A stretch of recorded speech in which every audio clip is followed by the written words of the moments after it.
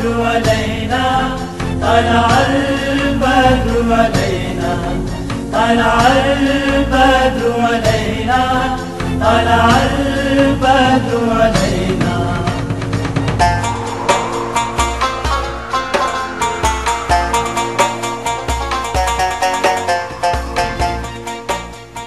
نحمده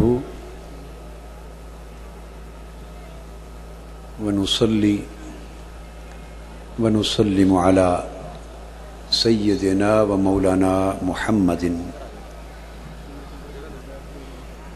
رسوله النبي الأمين المكين الحنين الكريم الرؤوف الرحيم وعلى آله الطيبين الطاهرين المعتصمين وصحبه الكرام المتقين المنتجبين.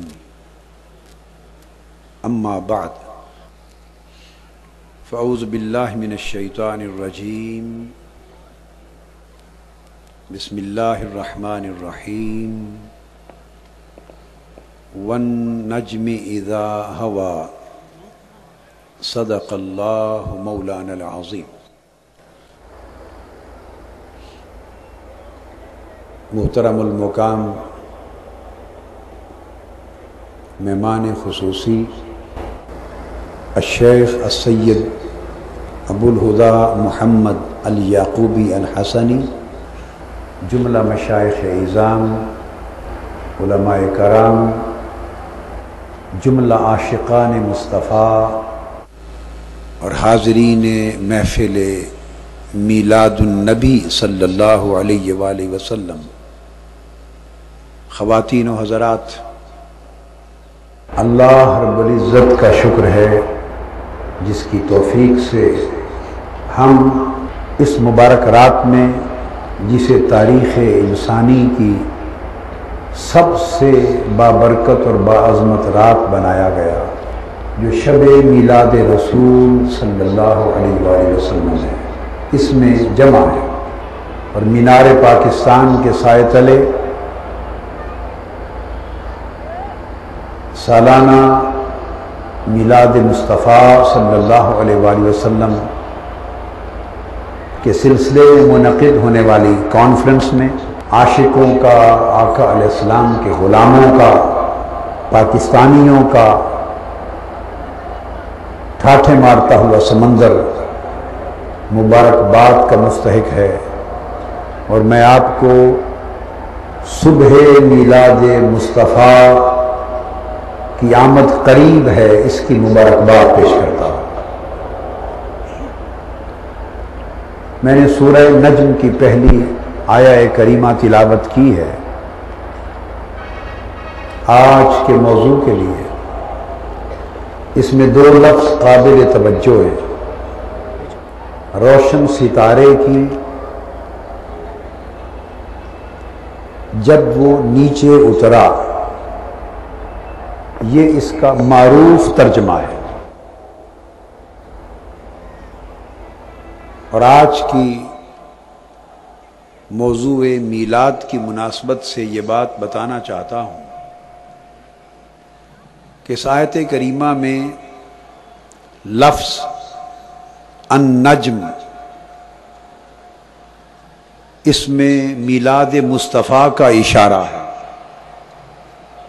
اور اذا ہوا میں معراج مصطفیٰ کا اشارہ ہے۔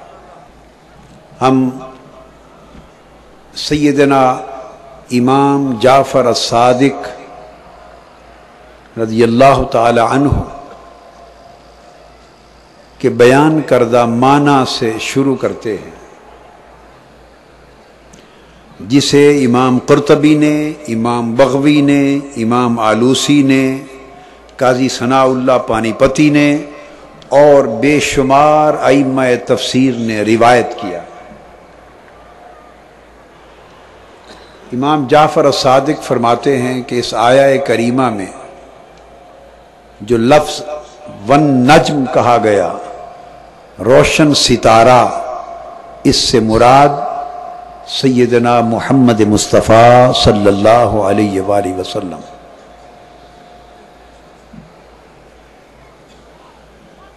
لفظ نجم کہ مختلف معانی ہیں.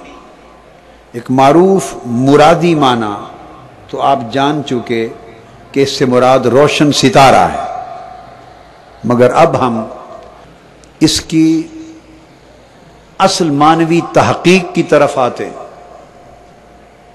نجم عربی زبان میں کئی معانی کے لیے، کئی مطالب کے لیے استعمال ہوتا.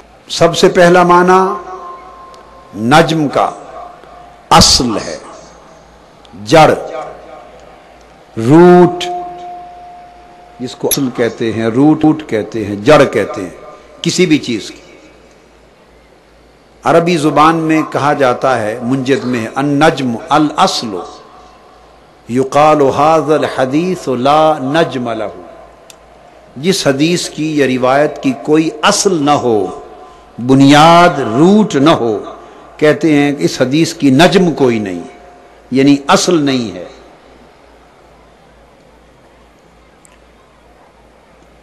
جس کام کی کوئی بنیاد اور اصل نہ ہو تو کہتے ہیں ھذا الامر لا نجم لہ. اس کام کی کوئی نجم، کوئی اصل نہیں ہے، جڑ اور بنیاد نہیں ہے. یہ نجم کا ایک معنی ہے. پہلے میں 4 معانی بیان کروں گا اور پھر آپ کو ان معانی کا اطلاق سمجھاؤں گا. تو لفظ نجم کا ایک معنی آپ سمجھ گئے کہ یہ کہتے ہیں اصل کو، جڑ کو. اور اصل اور جڑ وہ شے ہوتی ہے جس سے کسی بھی چیز کی ابتدا ہوتی ہے، آغاز ہوتا ہے، وہ ہر شے کی بنیاد ہوتی ہے. دوسرا معنی نجم کا ہے النبت، چھوٹے نباتات، وہ سبز چھوٹے چھوٹے پودے، نباتات جن کا تنا نہیں ہوتا. کسی بھی درخت کی ابتدا جب ہوتی ہے تو وہ نبات کی شکل میں ہوتی، چھوٹی سی سبزی اگتی ہے، کیاری چھوٹی سی بنتی ہے، ایک کلی سی پھوٹتی ہے، اور رفتہ رفتہ وہ جواں ہو کے درخت میں بدلتی. قرآن مجید نے کہا وَالنَّجْمُ وَالشَّجَرُ يَسْجُدَانِ، کہ نباتات اور درخت سب اللہ کے حکم کے مطیع ہیں، اللہ کے فرما بردار ہیں. تو آپ نے دیکھا یہاں نجم کا لفظ ستارہ کے معنی میں استعمال نہیں ہوا، استعمال ہوا شجر، درخت جو تنے والا ہو، اور نجم نباتات، پودے جو بڑے اونچے تنے کے بغیر زمین پر ہوتے. 2 معنی ہو گئے. تیسرا معنی نجم کا، نجم گھاس کو بھی کہتے ہیں. گھاس کو، مالی گھاس لگاتا ہے اور وہ پھیلتی چلی جاتی، اس گھاس کو بھی عربی میں نجم کہا جاتا ہے. اور چوتھا معنی نجم کا چشمہ جس جگہ سے پھوٹتا ہے اور دریا جس جگہ سے پھوٹ کر آگے چلتا ہے، اس منبع کو، چشمہ یا دریا پھوٹنے کی جگہ کو بھی نجم کہتے ہیں. پھر وہ دریا اور چشمہ پھوٹ کر آگے پھیلتا چلا جاتا ہے. عربی زبان میں اس کو بھی نجم کہتے ہیں. جتنے معانی میں نے بیان کیے یہ المنجد میں، لسان العرب میں، قاموس میں اور لغت کی تمام بڑی بڑی کتابوں میں موجود ہیں. میں نے تو ان سے صرف تحقیق آپ کے سامنے پیش کر دی. جب آپ 4 معانی نجم کے سمجھ گئے، اب آئیے اصل مراد کی طرف. اور اس آیت کریمہ کے حوالے سے امام جعفر الصادق نے فرمایا کہ نجم محمد مصطفیٰ ہے صلی اللہ علیہ وآلہ وسلم. نجم کون ہے؟ حضور نبی اکرم صلی اللہ علیہ وآلہ وسلم. جب نجم سے مراد ذات مصطفیٰ ہوئی اور نجم کے معنی لٹریری میننگز، ایٹیمولوجیکل میننگز، لغت کے اس کی تحقیقی معنی وہ 4 بیان ہوئے تو آئیے اب ایک ایک کر کے اس معنی کے اطلاق کا، اپلیکیشن کا جائزہ لیتے ہیں کہ ان لغوی معانی کا تعلق اصل مراد سے کیا ہے۔ اگر نجم سے مراد جڑ ہے، اگر نجم سے مراد نباتات پودا ہے، اگر نجم سے مراد گھاس ہے، اور اگر نجم سے مراد چشمہ اور دریا پھوٹنے کی جگہ ہے، تو پھر نجم کا لفظ ذات مصطفیٰ کے لیے کس معنی میں استعمال ہوا؟ یہ وہ بنیادی چیز ہے۔ تو اللہ پاک نے فرمایا والنجم، قسم ہے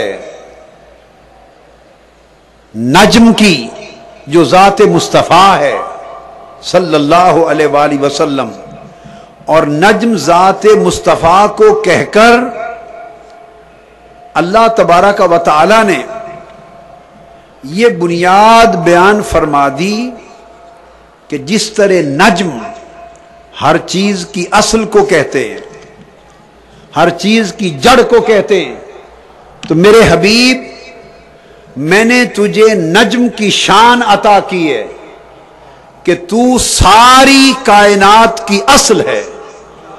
میں نے تجھے نجم کائنات بنایا میرے حبیب، میں نے آپ کو نجم خلائق بنایا، میں نے آپ کو نجم ارض و سما بنایا، میں نے آپ کو نجم کل خلق بنایا۔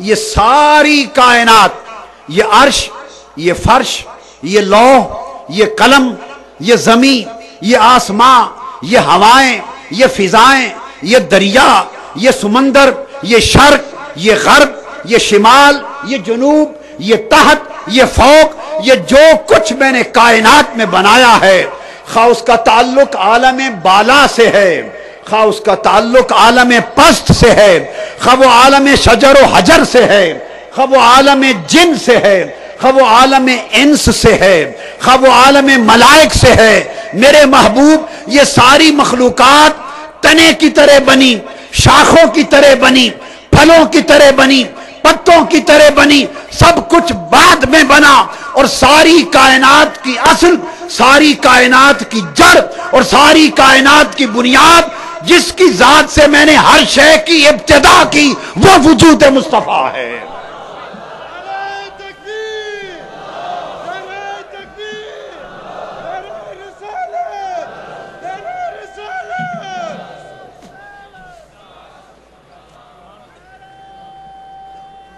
اور پھر اللہ پاک نے نجم کو مطلق رکھا، مقید نہیں کیا، یعنی یہ نہیں کہا کہ فلاں شے کا نجم،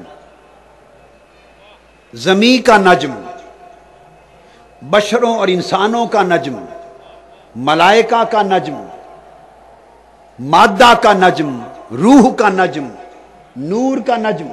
اللہ پاک نے نجم کو مقید نہیں کیا، اضافت نہیں کی، بلکہ مطلق رکھا۔ عربی کا قاعدہ ہے المطلق یجری علی اطلاقہ، جو مطلق اور ایبسولیوٹ ہوتا ہے وہ ایبسولیوٹ ہی رہتا ہے، کوالیفائی نہیں ہوتا، اسے محدود نہیں کیا جاتا۔ اگر نجم کی اضافت آ جاتی تو حضور اس مخلوق کے خاص حصے کی اصل ہو جاتے۔ اللہ نے فرمایا کہ محبوب آپ کو نجم بلا اضافت کیا، نجم بلا قید کیا، فقط ون نجم، مطلقاً نجم ہے، جس کا مطلب ہے کہ حضور کائنات اور مخلوقات میں جو کچھ ہے ہر شے کی اصل مصطفیٰ ہے، اور ساری کائنات اس مصطفیٰ کی فرع ہے۔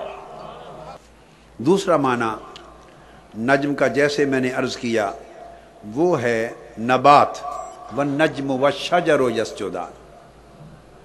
اب نبات کیا ہوتا ہے؟ نبات بھی پودے کی وہ شکل ہوتی ہے جسے ابھی تنا نہیں ملا ہوتا، تو حضور کو نجم کہا ہے، شجر نہیں کہا۔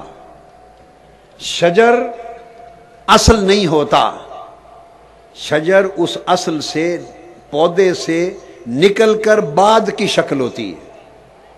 جب آپ بیج بوتے ہیں، مالی بیج بوتا ہے، پانی دیتا ہے، تو ابتدائی شکل جو نکلتی ہے وہ تو نبات ہے، وہ نجم ہے۔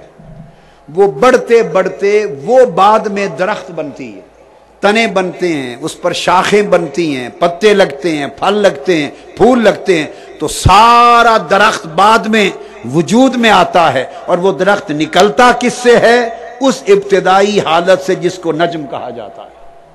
تو اللہ پاک نے فرمایا ون نجم، قسم ہے محبوب، یہ جو شجر تخلیق ہے، یہ جو کریشن کا درخت ہے، tree of creation, tree of creation, میرے محبوب آپ کو میں نے روٹ بنایا ہے، نجم بنایا ہے شجر تخلیق کا۔ ساری مخلوقات میں کسی کو تنا کا درجہ دیا، کسی کو شاخ کا درجہ دیا، کسی کو پتے بنایا، کوئی پھل بنا، کوئی پھول بنا، کوئی سایہ بنا۔ درخت تخلیق کی ہر شے بعد میں بنی، مگر کائنات کی سب سے پہلا وجود جو عدم سے باہر آیا مصطفیٰ، وہ تیری ذات تھی۔ پھر میں نے عرض کیا کہ نجم نبت گھاس کو بھی کہتے ہیں۔ کسے کہتے ہیں؟ گھاس کو۔ اب اس معنی کا اطلاق کیا ہے؟ بڑے غور سے سمجھیں۔ گھاس، ہر پودا اگر ایک درخت لگائیں گے تو ایک ہی درخت اگے گا۔ اگر آپ آم کا درخت لگا دے مالی، ایک گٹلی، تو ایک ہی درخت اگے گا، دو نہیں ہو سکتے۔ سیب کا درخت لگائے گا مالی تو ایک ہی درخت اگے گا۔ آپ سمجھ رہی ہیں بات کو؟ دو نہیں اگیں گے۔ جو درخت، جو پودا دنیا کا مالی لگا لے، ایک پودے سے ایک ہی درخت اگتا ہے، ایک سے دو نہیں بنتے۔ اس کائنات نباتات میں صرف ایک چیز ہے، گھاس، کہ مالی گھاس ایک جگہ لگاتا ہے، پھر اسے بہت سی جگہوں پر لگانے کی ضرورت نہیں ہوتی، وہ گھاس پھیلتی چلی جاتی ہے، جڑیں پکڑتی چلی جاتی ہے، اور ایک جگہ مالی کا گھاس کا پودا لگایا ہوا رفتہ رفتہ پھیل کے پوری کیاری کو بھر دیتا ہے، جہاں تک چاہتا ہے پھیلاتا چلا جاتا ہے۔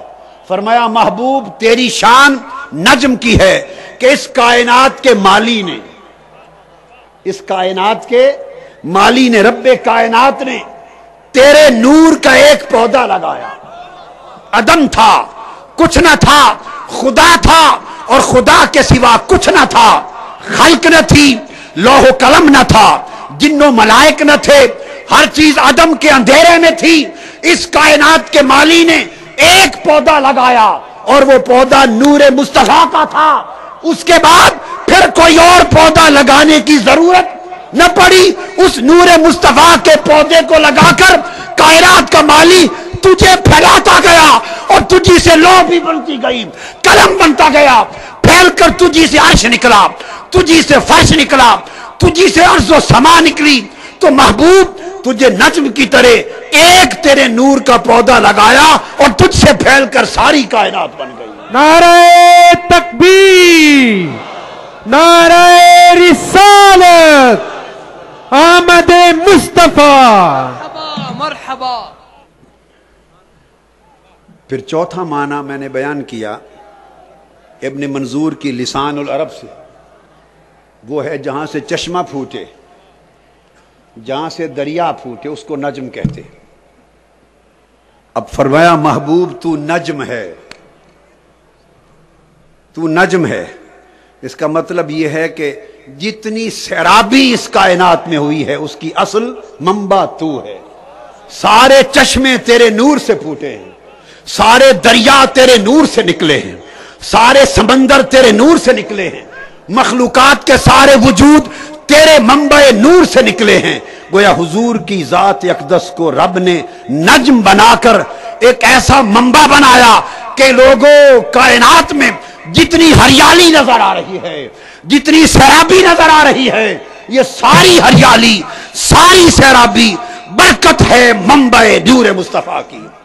پھر ارشاد فرمایا پانچواں درجہ کہ محبوب تو امی ہے، تو بولیے، فرمایا الذین یتبعون الرسول النبی الامی، جو لوگ اس رسول کی اتباع کرتے ہیں جو نبی امی ہے۔ فرمایا فآمنوا باللہ ورسولہ النبی الامی، سو تم اللہ پر ایمان لاؤ اور اس رسول پر ایمان لاؤ جو نبی امی ہے۔ اب نبی امی آقا علیہ السلام کا لقب دیا۔ قرآن کا ترجمہ کرنے والے، تفسیریں لکھنے والے، قرآن کے درس دینے والے اور قرآن کے فکر کی اشاعت کرنے والے، بالعموم ان کی نگاہ لفظ امی پر جب پڑی تو سوائے اس کے کہ کہیں سے پڑھے نہیں، کسی نے معاذ اللہ اپنی جہالت کی وجہ سے ان پڑھ کہہ دیا، ظلم کیا، کفر کیا، بددیانتی کی، گستاخی کی، یہ ایک بات ہو گئی۔ جو گستاخی سے بچے ان کی نگاہ یہاں تک پہنچی کہ اللہ کے سوا کسی اور سے نہیں پڑھے، اللہ کے سوا کسی مدرسہ سے اور کسی استاد سے نہیں پڑھے۔ لیکن عزیزان محترم، میں آج آپ کو یہ بتانا چاہتا ہوں کہ لفظ امی جب پڑھیں تو صرف پڑھنے اور نہ پڑھنے کے گھیرے میں نہ رہا کریں، اس سے آگے بھی کائنات ہے، اس سے آگے بھی کچھ کائنات ہے۔ اللہ نے فرمایا محبوب تجھے نبی امی بنایا۔ امی ام سے ہے، امی ام سے ہے۔ ام عربی زبان میں اصل اور جڑ کو کہتے ہیں، عربی زبان میں اصل اور جڑ کو کہتے ہیں۔ ماں کو بھی عربی میں ام کہتے ہیں، اور اس لیے کہتے ہیں ماں کو ام کہ ساری اولاد اس کے پیٹ سے جنم لیتی ہے۔ چونکہ اولاد اس کے پیٹ سے جنم لیتی ہے اس لیے وہ ام ہے۔ وَيُقَالُ لِكُلِّ مَا كَانَ أَصْلًا لِوُجُودِ شَيْءٍ مَبْدَأُ كُلِّ شَيْءٍ أُمٌّ، ہر شے کا مبدا، روٹ اس کو ام کہتے ہیں، قاعدہ ہے۔ یہ بات آپ سمجھ گئے؟ اب میں اس کی مثال دیتا ہوں۔ قرآن مجید نے لوح محفوظ کو ام الکتاب کہا۔ کیا کہا؟ فرمایا یمحو اللہ ما یشاء ویثبت وعنده ام الکتاب۔ اللہ کے پاس ام الکتاب یعنی لوح محفوظ ہے، اللہ کے پاس ام الکتاب لوح محفوظ ہے۔ اور لوح محفوظ کو ام الکتاب اس لیے کہا کہ سارے علم لوح محفوظ سے نکلے، حتیٰ کہ قرآن بھی لوح محفوظ سے نکالا گیا اور بیت العزت پر پہنچایا گیا، وہاں سے زمین پر اتارا گیا۔ تو چونکہ سارے علم ام الکتاب سے نکلے ہیں اس لیے اس کو ہر علم کی ماں، ہر علم کی اصل، ہر علم کی جڑ ام الکتاب کہتے ہیں۔ اللہ پاک نے فرمایا انہ فی ام الکتاب لدینا لعلی حکیم، تو لوح محفوظ کو ام الکتاب کہا۔ امام راغب اصفہانی کہتے ہیں کیوں؟ العلوم کلھا متولدۃ منہ، اس لیے کہ سارے کے سارے علم لوح محفوظ سے پیدا ہوئے ہیں، لوح محفوظ میں سے نکلے ہیں، اس لیے اس کو ام الکتاب کہا جاتا ہے۔ یہ بات سمجھ گئے؟ اب ایک دوسری مثال سن لیں۔ سورہ فاتحہ، اس کو ام القرآن کہتے ہیں۔ کیا کہتے ہیں؟ اس لیے کہ وہ پہلی سورت ہے قرآن کی، یعنی جب آپ قرآن کھولتے ہیں تو قرآن کی ابتدا سورہ فاتحہ سے ہوتی ہے، جہاں سے قرآن کی ابتدا ہوتی ہے اس سورت کو ام القرآن کہا۔ اب بات کو سمجھ گیا نا؟ ام القرآن یعنی جڑ، جہاں سے ابتدا ہوئی قرآن کی تلاوت کی۔ تیسری مثال، مکہ شہر کو ام القرآ کہتے ہیں۔ کیا کہتے ہیں؟ قرآن مجید نے کہا ھذا کتاب انزلناہ مبارک مصدق الذی بین یدیہ ولتنذر ام القرى ومن حولہا، یہ وہ کتاب جسے ہم نے نازل کیا، پہلی کتابوں کی تصدیق کرنے والی، اور یہ جو لوگ ام القرى میں ہیں، وادی مکہ میں، تاکہ انہیں اللہ کا ڈر سنائے، اور پھر اس کے ارد گرد جو کائنات کی بستیاں اور شہر ہیں ان لوگوں کو سنائے۔ تو قرآن نے مکہ کو ام القرى کہا، وادیوں کی وادیوں کی ماں، آبادیوں اور شہروں کی جڑ۔ اب بتاتا ہوں کیوں کہا۔ اس لیے کہا کہ صحابہ کرام کہتے ہیں، امام قرطبی نے کہا حضرت عبداللہ ابن عباس رضی اللہ تعالیٰ عنہ نے، حضرت عبد الرحمن بن ثابت رضی اللہ تعالیٰ عنہ نے، امام ابن کثیر نے اور امام سیوطی نے، امام شوکانی نے، امام طبری نے یہ روایتیں بیان کی، اور حضرت قتادہ نے روایت کیا، تمام صحابہ تابعین نے، کہتے ہیں مکہ کو ام القرا اس لیے کہا گیا کہ ساری زمین پر پانی تھا، کوئی خشکی نہ تھی۔ پہلی جگہ جہاں سے پانی خشک ہوا اور زمین وجود میں آئی وہ وادی مکہ تھی۔ تو زمین کی ابتدا اس مکہ سے ہوئی۔ پانی سب سے پہلے جس مقام سے خشک ہوا اور زمین ظاہر ہوئی وہ وادی مکہ ہے۔ ام القرا لانہا اول الارض، مکہ کو ام القرا کہا گیا چونکہ یہ زمین کا سب سے پہلا ابتدائی حصہ ہے جہاں سے آبادی، خشکی اور زمین کی ابتدا ہوئی۔ امام بغوی فرماتے ہیں ام الشیء اصلہ ویقال لمکہ ام القرا لانہا اصل البلاد، مکہ کو ام القرا اس لیے کہتے ہیں کہ یہ ساری وادیوں کا مبدا ہے، اصل ہے، جڑ ہے، زمین کی ساری آبادیوں کی ابتدا مکہ سے ہوئی تھی۔ اب آپ سمجھ گئے، امام ابن کثیر کہتے ہیں مکہ ام القرا ہے لتقدمہا، کہ ساری کائنات میں زمین پر جتنی آبادیاں ہیں ان میں سب سے پہلی آبادی، سب سے پہلا زمین کا ٹکڑا اور سب سے پہلا خشک ہونے والا حصہ ہے زمین وہ مکہ ہے۔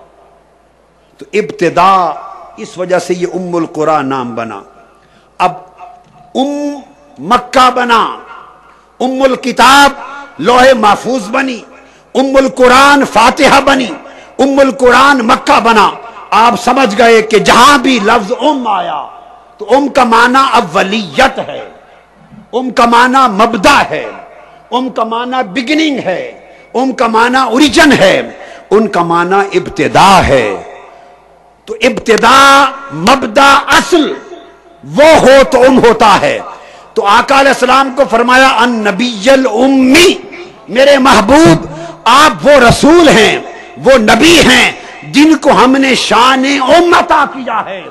جس طرح کائنات کی زمین کی ابتدا مکہ سے ہوئی وہ ام القرا بن گئی، جس طرح قرآن کی ابتدا فاتحہ سے ہوتی ہے وہ ام القرآن بن گئی، جس طرح ہر علم کی ابتدا لوح محفوظ سے ہوئی وہ ام الکتاب ہو گئی۔ تو میرے محبوب اس ساری کائنات اور جملہ موجودات کی ابتدا تیرے نور سے ہوئی، چونکہ سب سے پہلی خلق تو ہے، اس لیے تجھے امی کا رقبہ عطا کیا۔ نعرہ تکبیر، نعرہ رسالت، آمد مصطفیٰ، چہرہ والضحیٰ۔ فرمایا الرسول النبی الامی، وہ رسول جس کے نور کو سب سے پہلے پیدا کیا گیا، جو مبدأ کائنات بنا، جو اول مخلوقات بنا، جس میں سے ساری کائنات کے موجودات نکالے گئے، وہ شان امیت کا مالک رسول۔ تو آقا علیہ السلام کے لیے اللہ پاک نے فرمایا قل ان صلاتی و نسکی و محیای و مماتی للہ رب العالمین وبذالک امرت وانا اول المسلمین۔ میرے محبوب فرما دیں ساری کائنات میں سب سے پہلے اسلام لانے والا میں ہوں،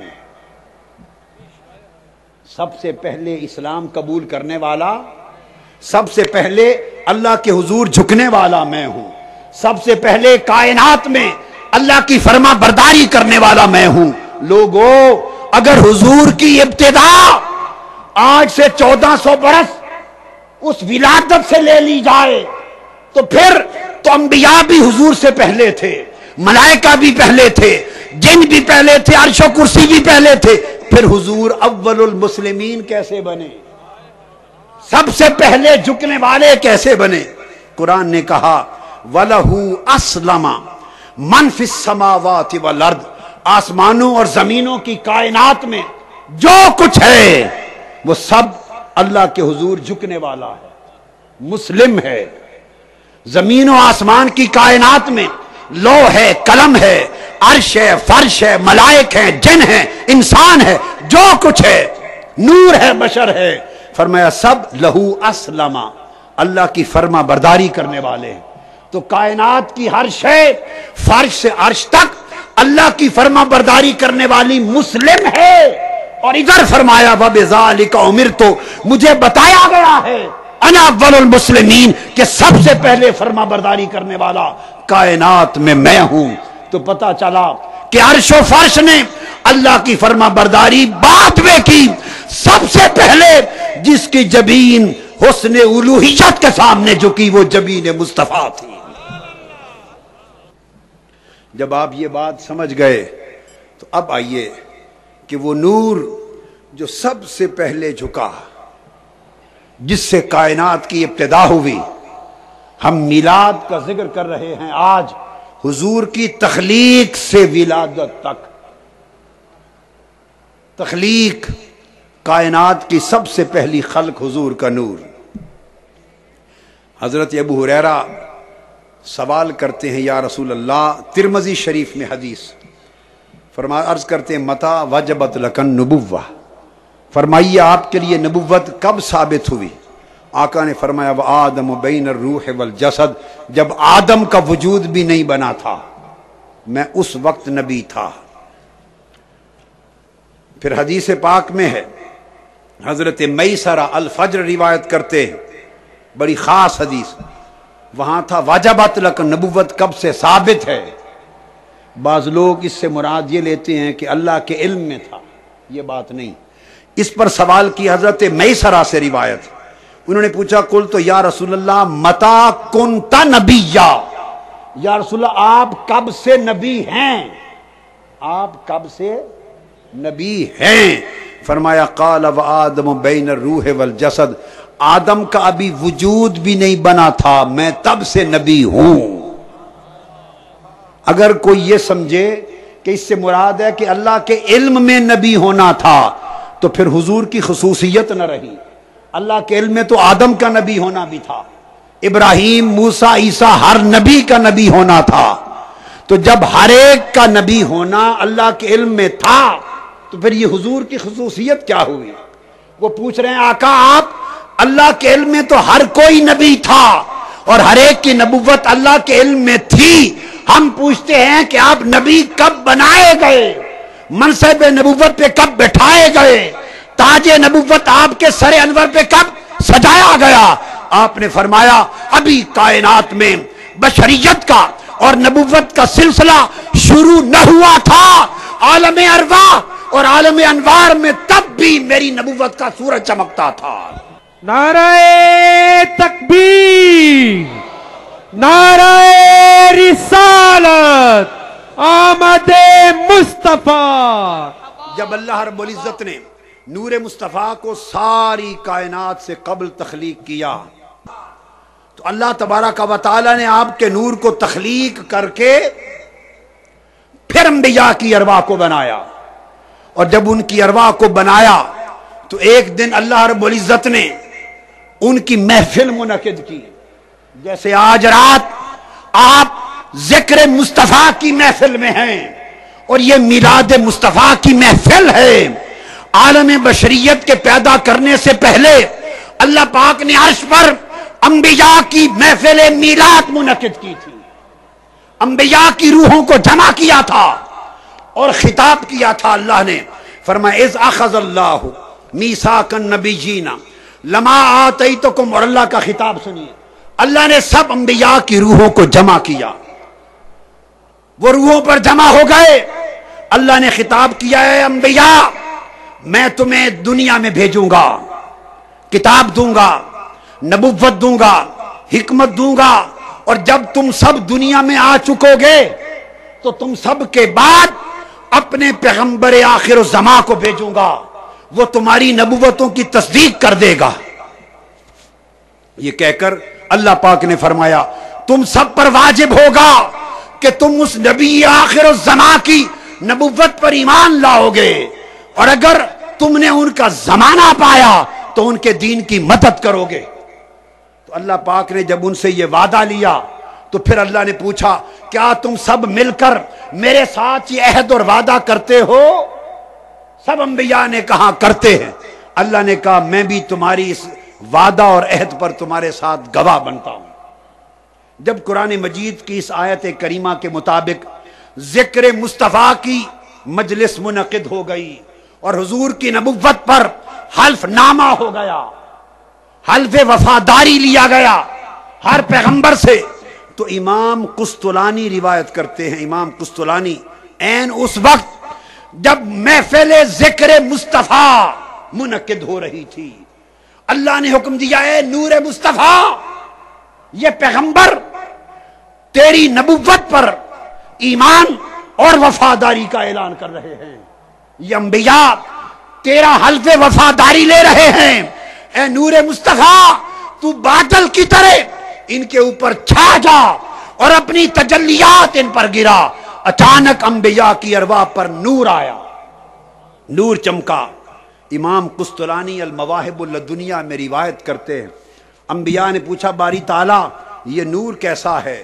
تو اللہ پاک نے فرمایا ھذا نور محمد ابن عبداللہ ان آمنتم بہی جعلتکم نبیا، یہ محمد مصطفیٰ کا نور ہے، اگر اس پر جو جو ایمان لاتا جائے گا اس کے سر پر نبوت کا تاج سجاتا جاؤں گا۔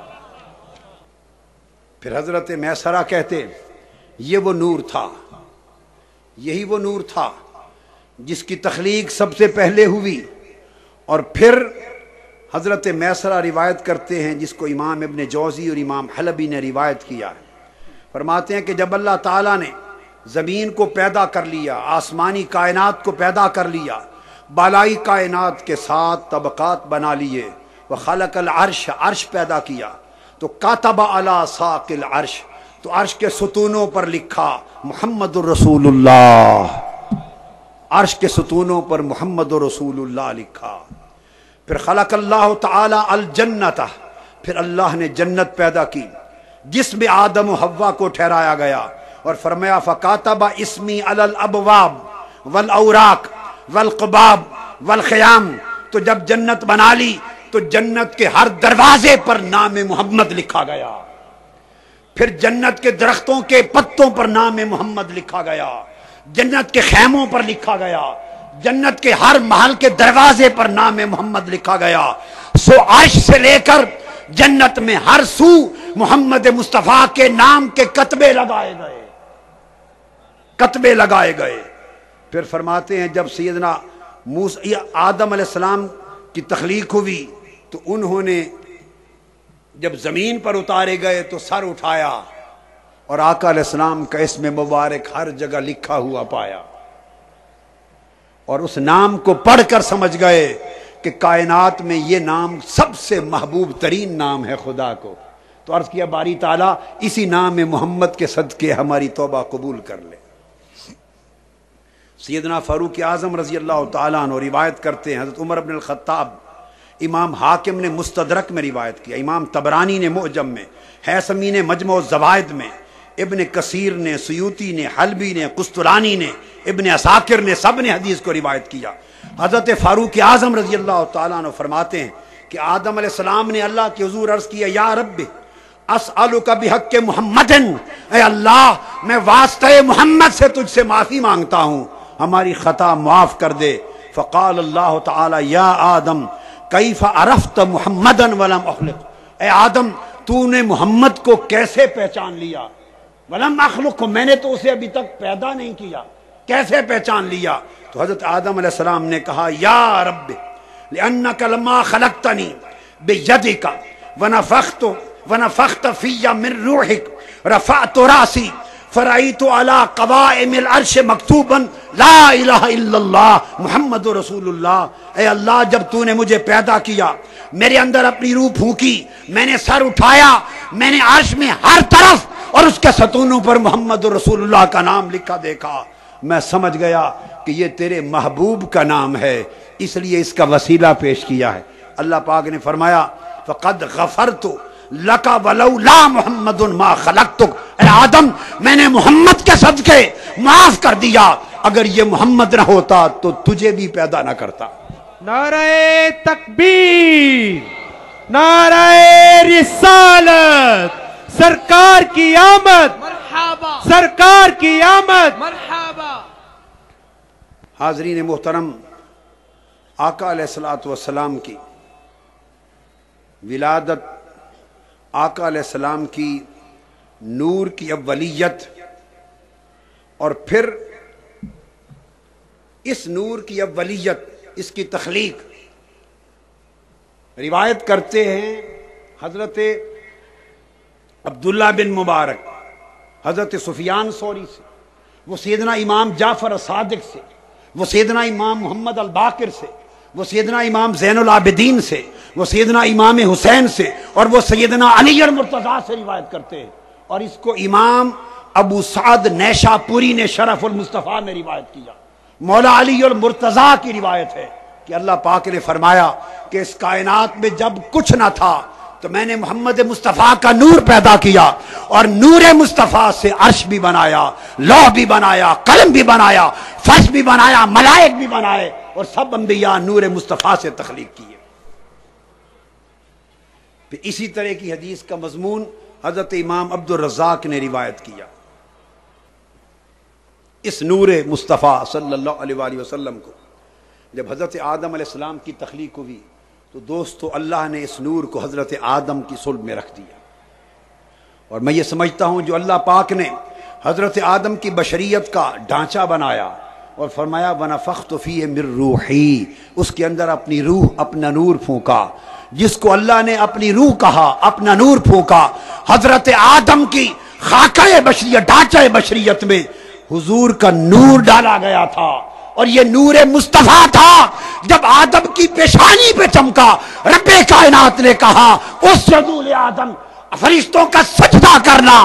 तकरीम और ताज़ीम आदम में वो हकीकत में ताज़ीम नूर मुस्तफ़ा था, ताज़ीम नूर मुस्तफ़ा था। फिर हजरत आदम के बतन में वो नूर चमकता था। हजरत आदम के बतन में यके बाद दीगरे जिस जिस जात को उस नूर के लिए अल्लाह पाक ने पाक सुल्बों से पाक रहमों में उस नूर को मुंतकिल किया।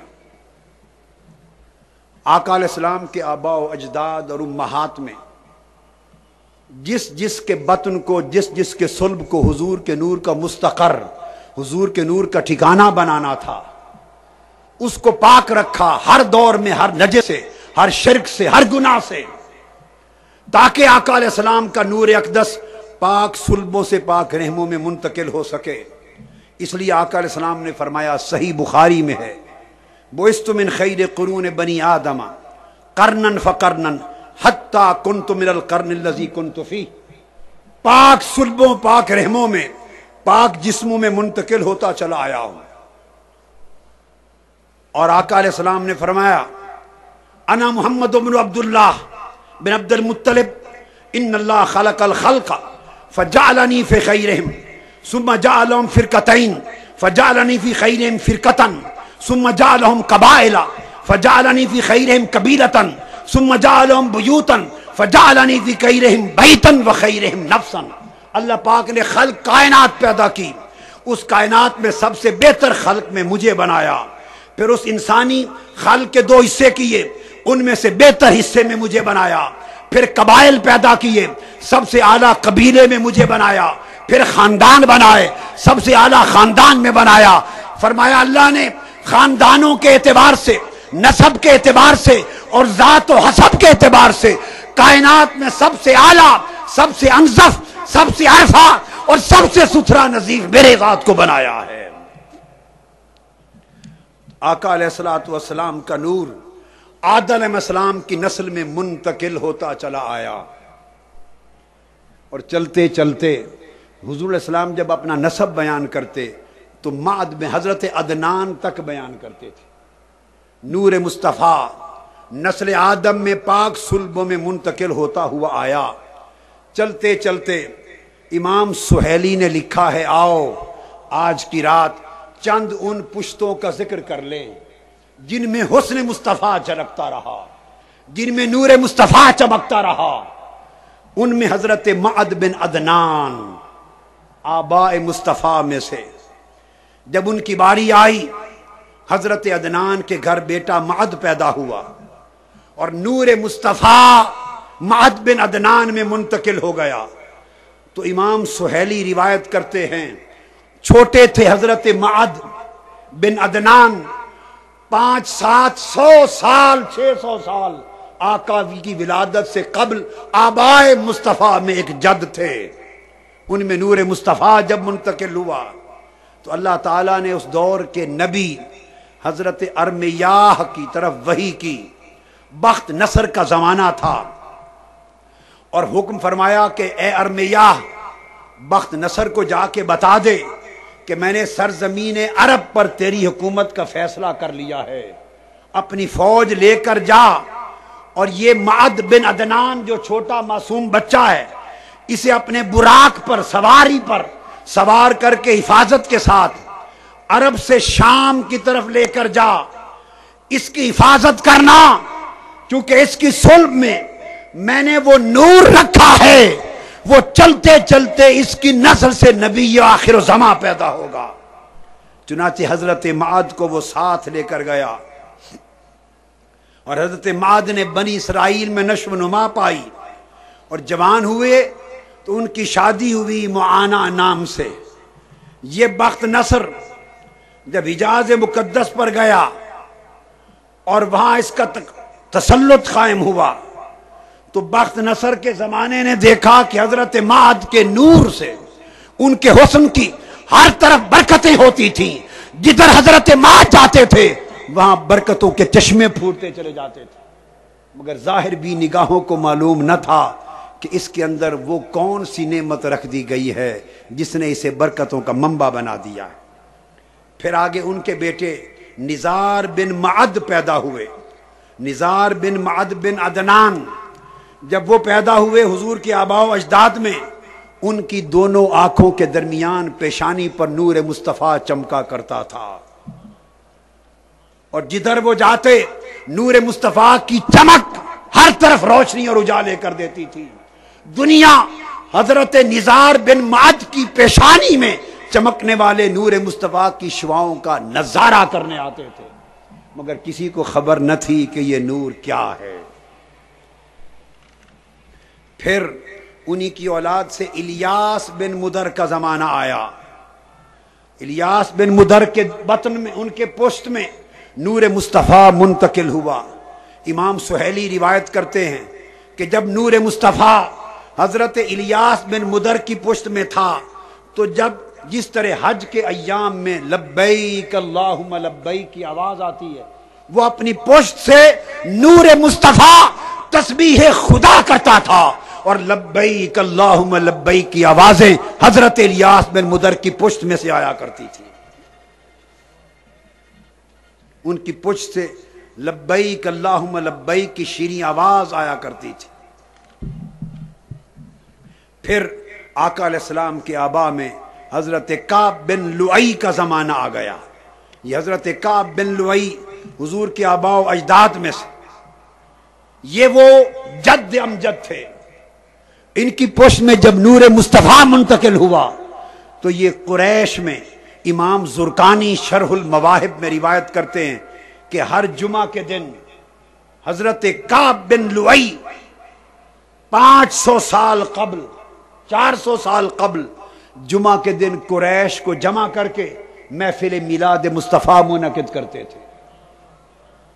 حضور کے میلاد کا وقت نہیں آیا تھا، ہر جمعہ کو قریش کا اجتماع کرتے، اکٹھا ہو کرتے، ان کو خطاب کرتے، اور آمد و ولادت و بعثت مصطفیٰ کا حضرت کعب بن لؤی ذکر کیا کرتے تھے، بتاتے تھے کہ حضور نبی آخر الزماں میری پشت میں سے آئیں گے۔ اور امام زرقانی کہتے ہیں ان کے علم کی بنیاد کتب سابقہ کی وہ بشارتیں تھی جو حضرت آدم علیہ السلام کے وقت سے چلی آ رہی تھی۔ جمعہ کے دن قریش کا محفل منعقد کرنا اور محفل میلاد مصطفیٰ منعقد کر کے حضور کی آمد کا ذکر کرنا، یہ 560 سال حضور کی ولادت سے قبل ہوا کرتا تھا۔ پھر ان کا بیٹا آگے، ان کی نسل میں قصی بن کلاب آ گئے۔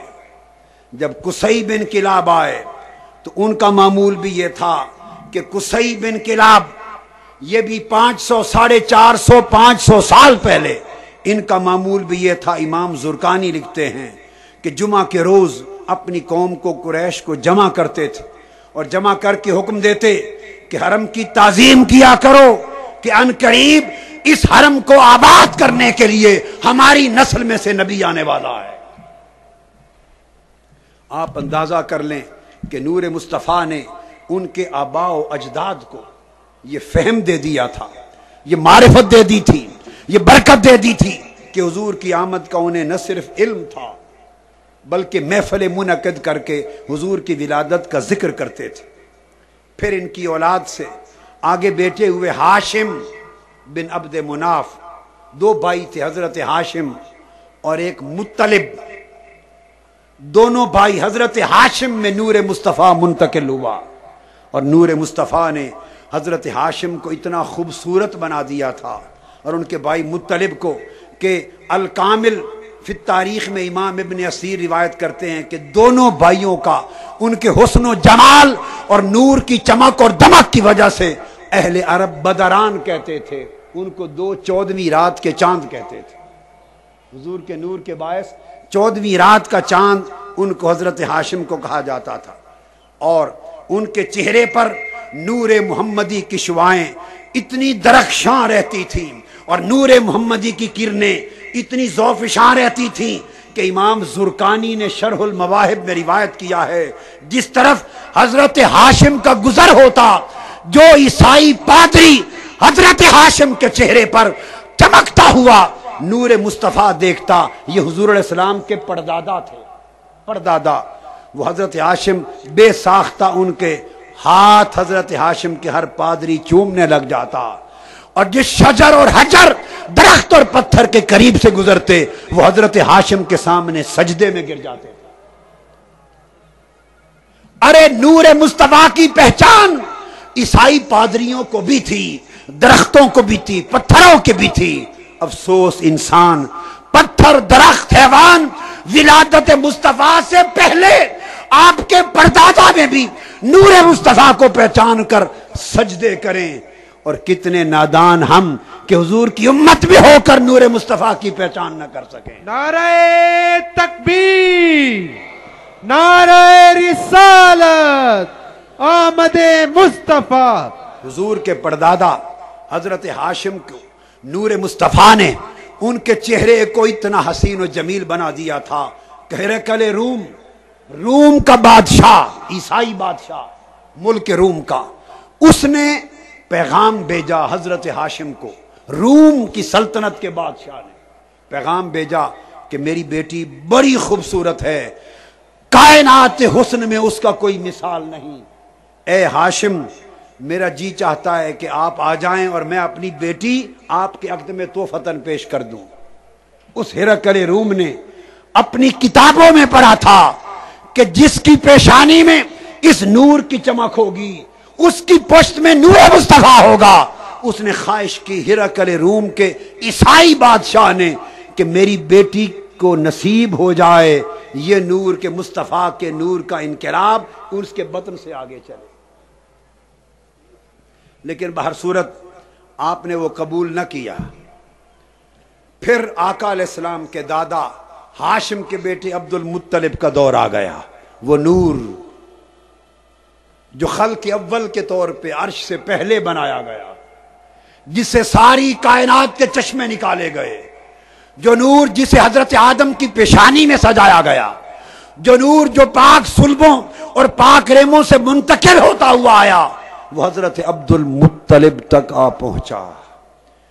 جب نور مصطفیٰ حضرت عبد المطلب کی پشت میں آیا تو خدا کی قسم ان کے جسم سے کستوری کے ہلے آتے تھے، کستوری کی خوشبو نکلتی تھی، ہر وقت خوشبو کی مہک آتی تھی۔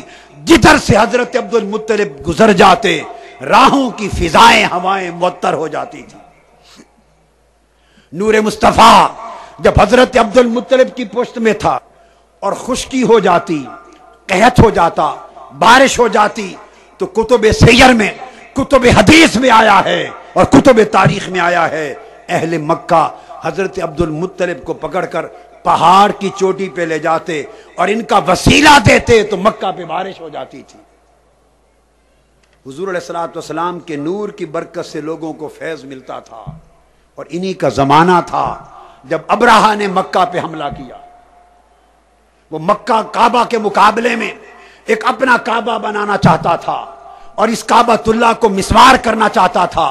ولادت مصطفیٰ سے قبل حضرت عبد المطلب کا دور ہے، ابرہہ نے حملہ کیا، اور جب حملہ کیا تو حضرت عبد المطلب اس کے پاس پہنچے، مذاکرات کیے، اور حدیث میں آتا ہے کہ نور مصطفیٰ ایک گول دائرے کی طرح پیشانی عبد المطلب میں چمکا کرتا تھا۔ جب سامنے آئے ابرہہ نے حضرت عبد المطلب کا چمکتا دمکتا چہرہ اور چمکتا دمکتی پیشانی دیکھی تو وہ غش کھا کے گر گیا۔ اتنا حسین و جمیل، نور کی اتنی چمک و دمک، بے ہوش ہو کے گر گیا، اور جب دیر کے بعد ہوش میں آیا حضرت عبد المطلب کے سامنے وہ بھی اور اس کا ہاتھی دونوں سجدے میں گر گئے، اور آپ کے نور سے وہ شعاع نکلی کہ کعبہ اور شہر مکہ کی فضائیں روشن ہو گئیں۔ یہ نور پھر حضرت عبد المطلب سے حضرت عبداللہ میں منتقل ہوا، پھر وہ حسن حضرت عبداللہ کو منتقل ہوا۔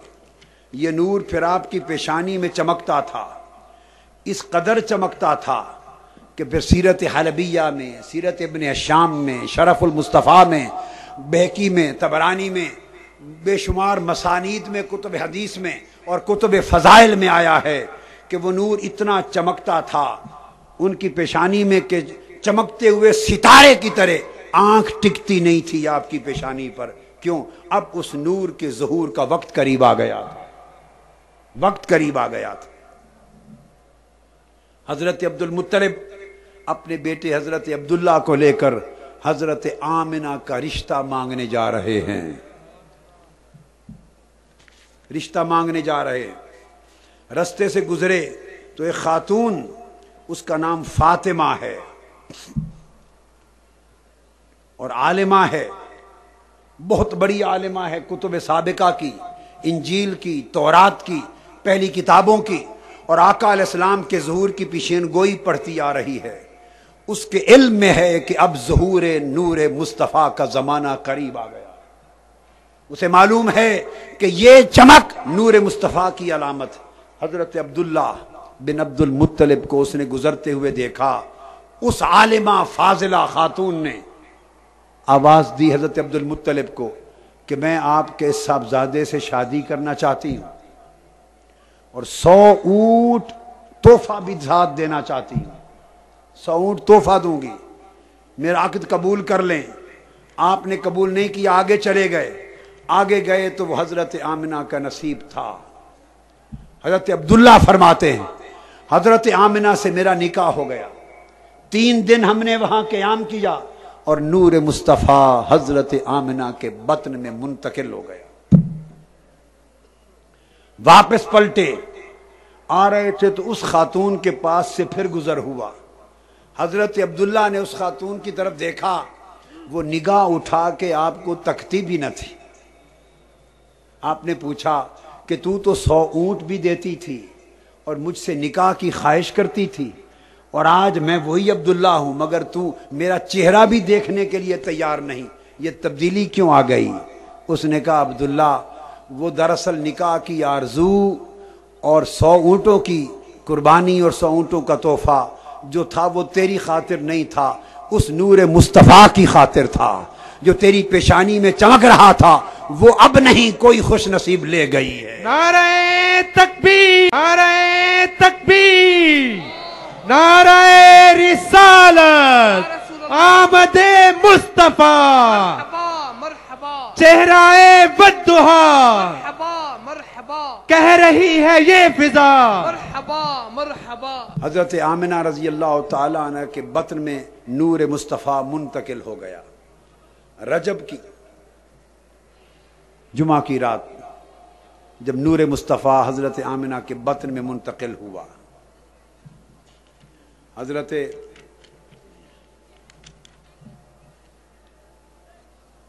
آمنہ کے بطن اقدس میں جب نور منتقل ہوتا ہے تو اللہ تبارک و تعالیٰ کی طرف سے حکم ہوا تمام ملائکہ کو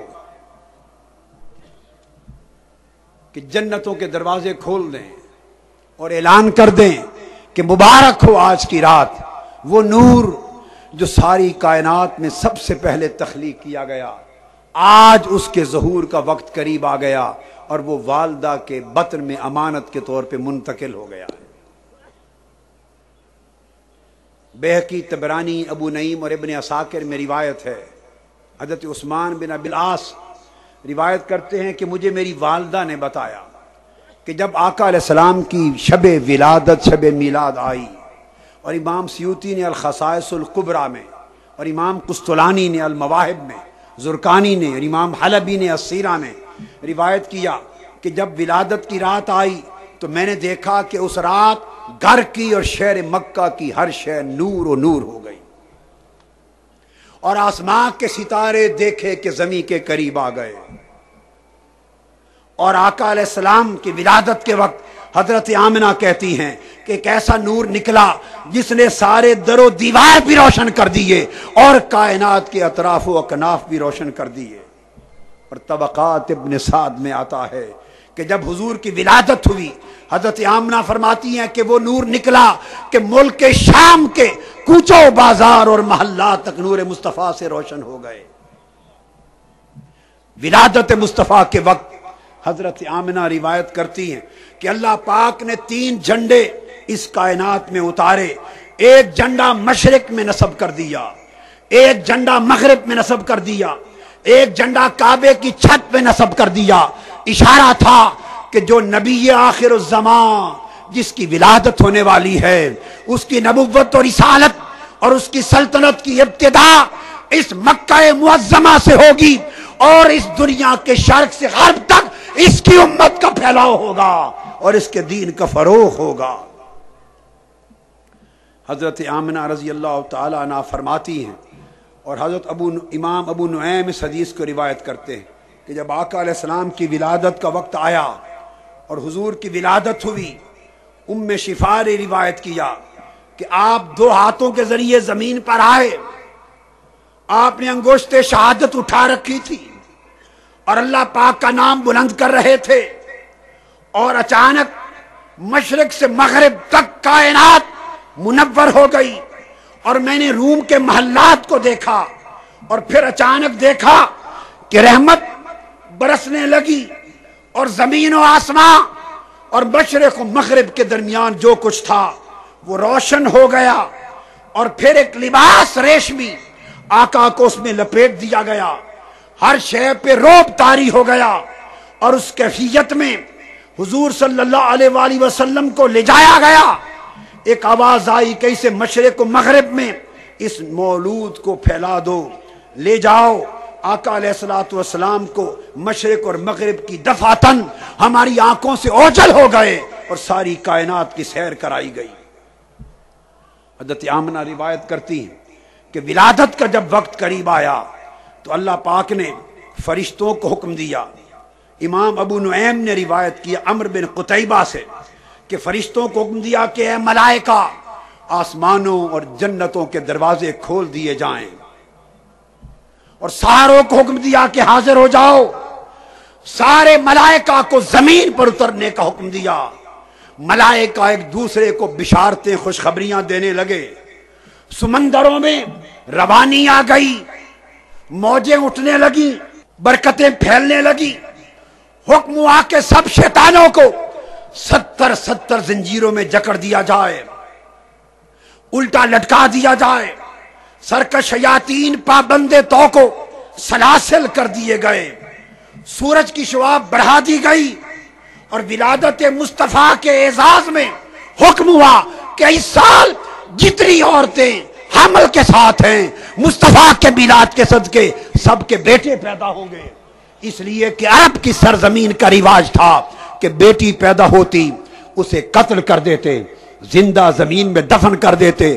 فرمایا میرے مصطفیٰ کا میلاد ہے، جس گھر بیٹی پیدا ہوگی وہ زندہ دفن کر دی جائے گی۔ میلاد مصطفیٰ کے طفیل، نہ بیٹی پیدا ہو نہ کسی کے گھر ظلم کا امکان پیدا ہو۔ مصطفیٰ ظلم کو مٹانے کے لیے آئے ہیں، مصطفیٰ ہر ایک کو برکتیں دینے کے لیے آئے ہیں، مصطفیٰ ہر ایک کو معروبیوں سے نکالنے کے لیے آئے ہیں۔ تو تاجدار کائنات کی ولادت نے ہر گھر میں ظلم کا خاتمہ کر دیا۔ حکم ہوا 70,000 حوریں ولادت مصطفیٰ کے استقبال میں قطار اندر قطار کھڑی ہو جائیں۔ 70,000 حوریں حضور کے میلاد کے استقبال میں کھڑی ہو گئیں۔ رب کائنات نے آسمان پر عرش پر زبرجد اور یاقوت کا ایک ستون قائم کیا۔ اس ستون کے ذریعے عالم سماوات کے نور کو بہت زیادہ بڑھا دیا، اور وہ ستون حضور فرماتے ہیں معراج کی رات میں نے دیکھا تھا، وہ ستون میلاد مصطفیٰ تھا۔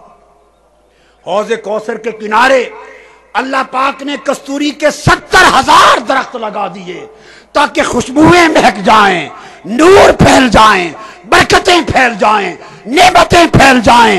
ستاروں تم نیچے چلے جاؤ، فرشتوں آسمان کی کائنات کو چھوڑ کر مکہ کی وادیوں میں آ جاؤ، حوروں تم خیمہ زن ہو جاؤ، ستاروں تم جھک کر آسمان کو نیچے لے جاؤ۔ ساری کائنات کی ہر شے استقبال میلاد مصطفیٰ کے لیے مکہ کی وادی کے یا ارد گرد تھی یا اوپر تھی۔ لات و عزا کے سب بت گر گئے، کسی کو خبر نہ تھی کہ یہ سب کیا ہو رہا ہے۔ کعبہ کی وادیوں سے، کعبہ کی دیواروں سے آواز آنے لگی، لوگوں میری زیارت کو آنے والوں، میرے نور کو مجھ سے چھین لیا گیا تھا اور بتوں کے ذریعے توحید کے گھر کو بتکدہ بنا دیا تھا۔ اب آج رات وہ آ گیا ہے جو میرے نور کو لوٹا دے گا، میری رونق کے واپس میری جھولی میں ڈال دے گا۔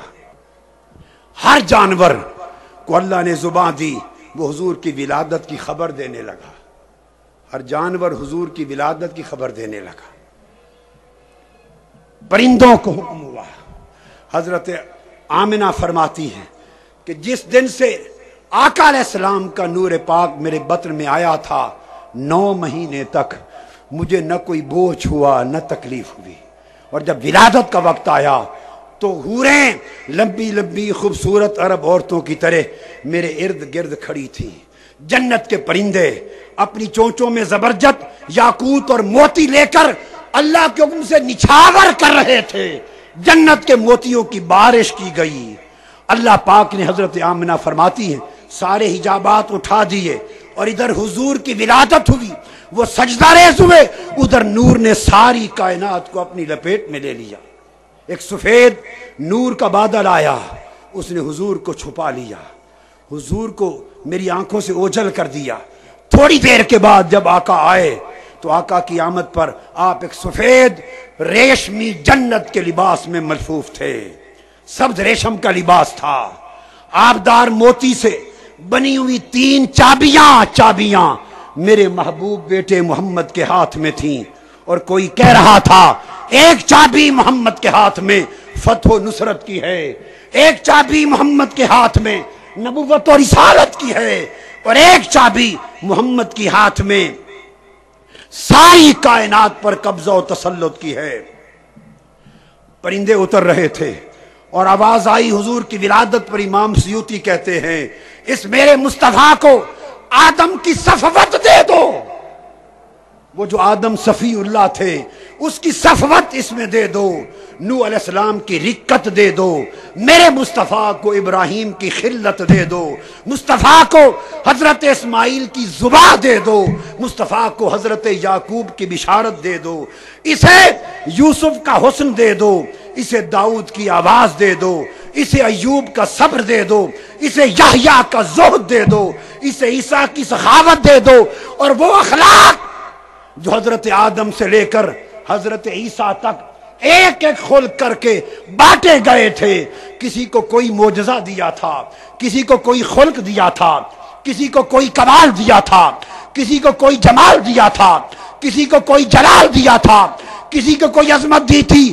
حکم ہوا کہ جو کچھ میں نے آدم سے لے کر عیسیٰ تک سب کو بانٹا، اب سارا کچھ जमा करके मेरे मुस्तफा की चोली में दे दो।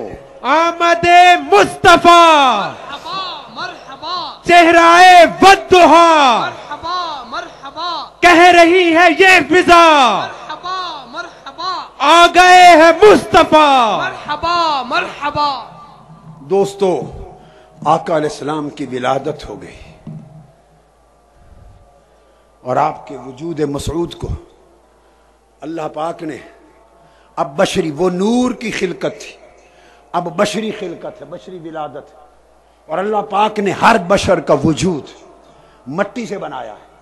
कुरान में कहा इन्नी खालिकुम बशरम मिन सलसालिम मिन हमै मसनून, हर शख्स का बशर का बशरी वजूद मट्टी से बनाया है। नूर की खिलकत वो थी, अब वजूद मुस्तफ़ा बशरियत मुस्तफ़ा की खिलकत थी।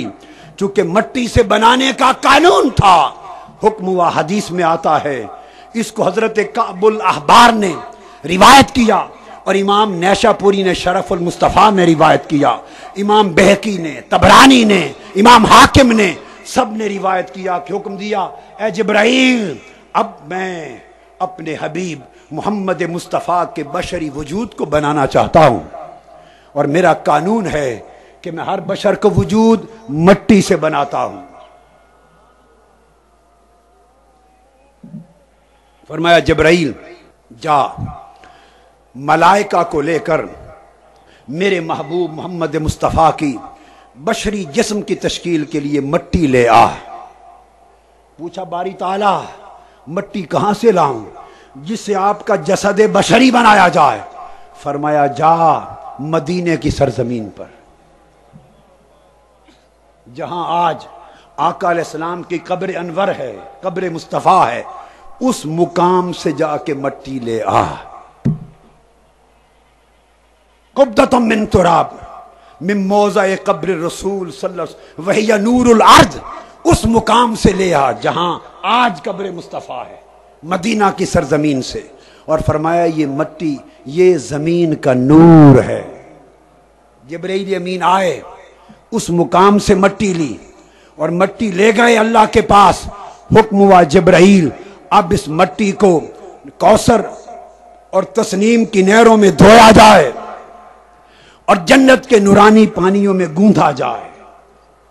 जन्नत की नहरों में उस नूरानी मट्टी को धोया गया और जन्नत के नूरानी पानियों में उसे गूंधा गया। अब उससे खमीर बशरियत मुस्तफ़ा बनना है। दोस्तों, यहां एक नुक्ता जो समझाना चाहता हूं वो ये कि हुजूर का नूर बन चुका, अल्लाह के नूर के बराह रास्त फैज से, अल्लाह के नूर के परताव से अब बशरियत मुस्तफ़ा के बनने का वक्त है। और उसको मट्टी से बनाया गया और मट्टी चुनी गई उस जगह से जहां कब्रुन नबी है, आका की कब्र अक़दस। अब एक हदीस सुन लें, हर शख्स ये हदीस जानता है और कोई बड़ा से बड़ा मुनकिर भी इसका इनकार नहीं कर सकता। हुजूर ने फरमाया मा बैना बैती व मिंबरी रौदतुम मिन रियादिल जन्नह, फरमाया मेरे घर से लेकर मेरे मिंबर तक ये सारी जमीन जन्नत के बागात में से एक बाग है। बड़ा खास नुक्ता है। फरमाया मेरे घर की उस दीवार से लेकर मेरे मिंबर तक सारी जमीन जन्नत का एक बाग है। अब जन्नत का बाग बनाया और ये याद रख लें कि जन्नत खुद नूर है। जन्नत खुद, जन्नत नूर, जन्नत के दरख्त भी नूर, जन्नत के पानी भी नूर, जन्नत की मट्टी भी नूर, जन्नत के पत्थर भी नूर, जन्नत की कंकरियां भी नूर, जन्नत खुद नूर और जन्नत का जो कुछ है वो भी नूर है। इस बात को ज़हन में रख लें। अब चाहा कि मट्टी से वजूद मुस्तफ़ा बनाऊं, कानून भी न टूटे कि पैकर बशरी मट्टी से बनाता हूं, कानून भी रहे। का जिब्राइल मट्टी ले आ, मट्टी लेने भेजा और जिस जगह से मट्टी लेनी है वहां जन्नत का टुकड़ा मुंतकिल कर दिया। बनाना मट्टी से है और मट्टी भी नहीं लेनी, बनाना भी मट्टी से है और वजूद मुस्तफ़ा को मट्टी लगानी भी नहीं है। बने भी मट्टी से اور مٹی لگے بھی نہ، تو فرمایا جبرائیل جا لے آ، اور اس کے جانے سے پہلے وہاں جنت کا باغ منتقل کر دیا۔ اب دیکھنے میں اس کا نام زمین ہے، اور حقیقت میں وہ ٹکڑا زمین نہیں، روضۃ من ریاض الجنہ، جنت کا نور کا ٹکڑا ہے۔ تو جنت کا نور کے ٹکڑے سے جا کے مٹی لی، تو جس مٹی سے حضور کی بشریت، حضور کا وجود بشری بنایا گیا، وہ ٹکڑا بھی نور ہے، وہ مٹی بھی نور ہے، جنت کا نور۔ ارے نور مصطفیٰ تو نور ہے ہی، بشریت مصطفیٰ بھی نور ہے، بشریت مصطفیٰ بھی نور ہے۔ جس مٹی سے مصطفیٰ کا وجود بشری بنا، وہ مٹی جنت کی مٹی ہے، اور جنت کی مٹی نور ہے۔ زمین سے اٹھایا، اور زمین جو بنائی وہ جنت کا ٹکڑا کیا، اور آ گئی، اور اب فرمایا اسے جنت کے پانیوں میں دھو۔ کیوں؟ کہ تھوڑی دیر صحیح جنت کا ٹکڑا زمین پر رہا ہے، تو زمین کی فضا اور آب و ہوا اس کا اثر ہو گیا ہوگا، جنت کے پانیوں میں اس مٹی کو دھو دے، تاکہ زمین کے گرد و پیش کا اثر بھی اس نور پر نہ رہے۔ پھر جنت کے تسنیم کے پانیوں میں گھوندا، تو تاجدار کائنات کا وجود بشری وہ بھی نور کی خاک سے جنت سے بنا، نور، نور کی بشریت میں رکھا گیا۔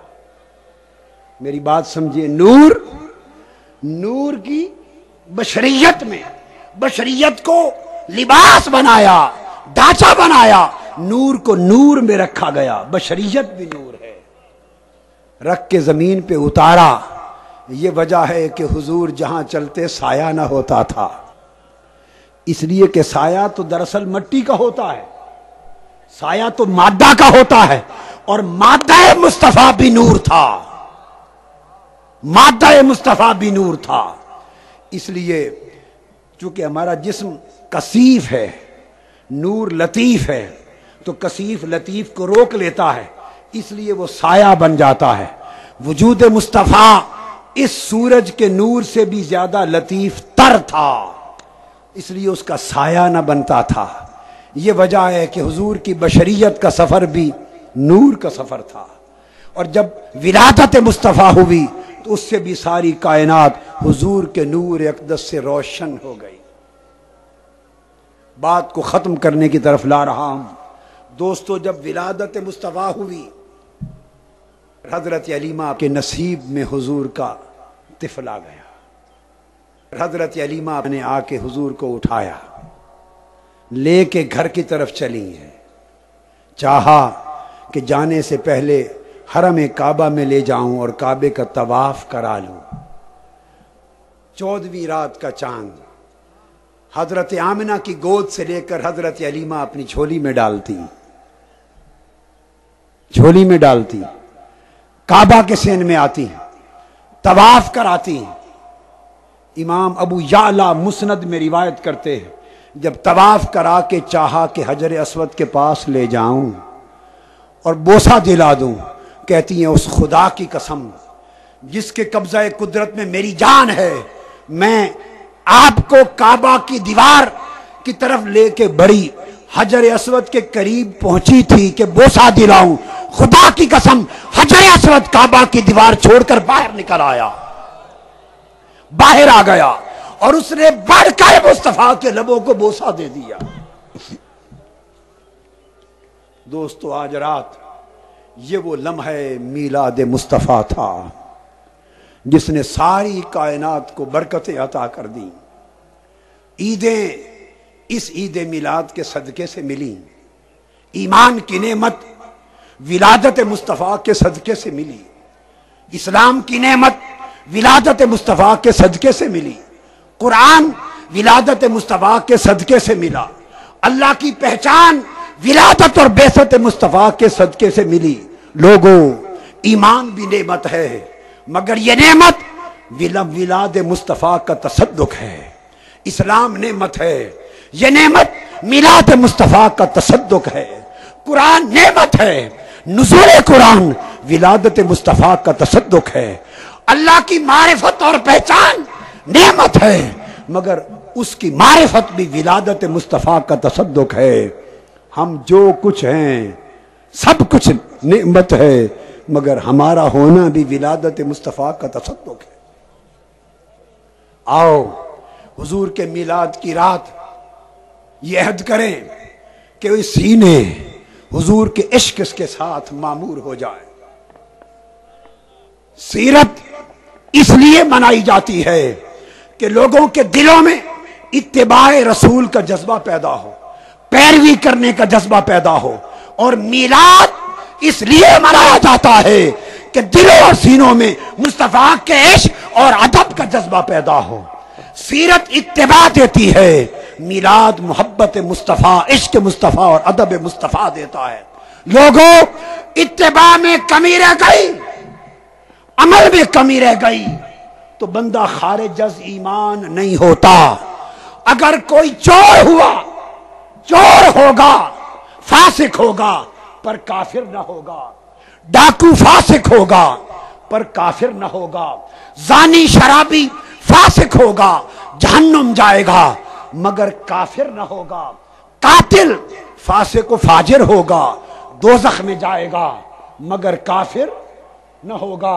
لوگوں اتباع میں کمی رہ گئی، عمل خراب ہو گئے، فسق و فجور ہو گیا تو یاد رکھ لو بندہ دوزخ تک جا سکتا ہے، مگر اللہ پاک اسے اسلام سے خارج قرار نہیں دیتا۔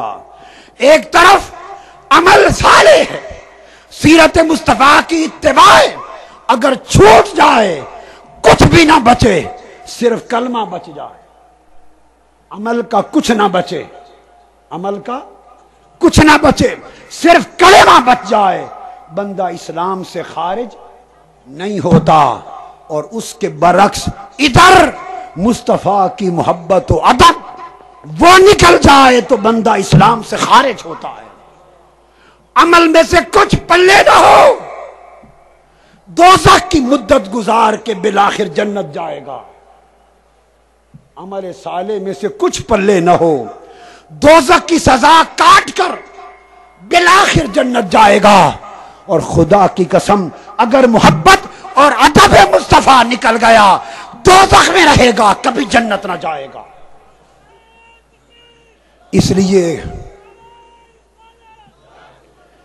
اس لیے اگر ایمان کو مضبوط اور مستحکم کرنا چاہتے ہو تو اپنے اندر آقا دو جہاں کی محبت اور آقا دو جہاں کے ادب کے چراغ کو روشن کر لو۔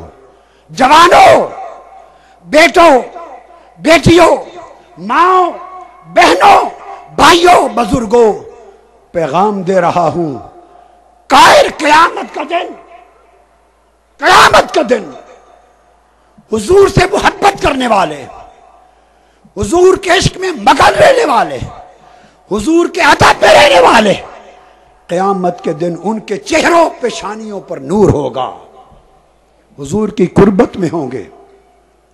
صحابہ کرام کی عظمت کا راز یہ تھا، ان کے عمل عشق اور ادب مصطفیٰ کے تابع ہوتے تھے۔ جس کا نام محمد رکھ دیتے، بندہ جیسا بھی ہوتا، صحابہ فقط نام محبت کی وجہ سے اس شخص کی تعظیم کرتے۔ حضور نے فرمایا اپنے بیٹے کا نام محمد رکھو، اگر تمہارے بیٹے کا نام محمد رکھو تو وہ آئے تو اس کے لیے جگہ چھوڑ دیا کرو، عزت سے بٹھایا کرو۔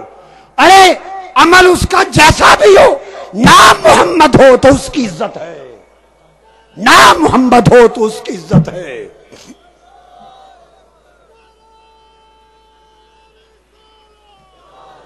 قیامت کا دن ہوگا، اللہ پاک تاجدار کائنات کو آواز دیں گے، اے محمد صلی اللہ علیہ وسلم آ جا۔ حضور کو بلایا جائے گا، لفظ محمد کا نام سن کر وہ لوگ جن کے نام محمد ہوگے، حدیث میں آتا ہے، مغالطے سے دوڑ کے آ جائیں گے۔ وہ سمجھیں گے ہر شخص محمد نام والا سمجھے گا شاید حساب و کتاب کے لیے مجھے پکارا گیا ہے، سارے آ جائیں گے۔ فرشتے کہیں گے تمہیں نہیں بلایا گیا، محمد مصطفیٰ کو بلایا تھا۔ واپس چلے جاؤ. اللہ پاک فرمائے گا فرشتوں یہ آ گئے ہیں, انہیں واپس نہ بھیجو. ان کا نام کام جیسا بھی تھا, نام تو محمد تھا. ان کے کام جیسے بھی تھے, نام محمد تھے. میرے محبوب محمد کے نام پر نام تھا. آج انہیں واپس نہ بھیجو, آگے لے جاؤ. نام کی تعظیم ہے. حدیث پاک میں آتا ہے قیامت کے دن نہ نمازیں ہو رہی ہوں گی, قیامت کے دن نہ جماعت ہوگی نہ نماز ہوگی. حکم ہوگا حضرت بلال کو آزان کہو. قیامت کے دن حضرت بلال آزان کہیں گے. کیوں؟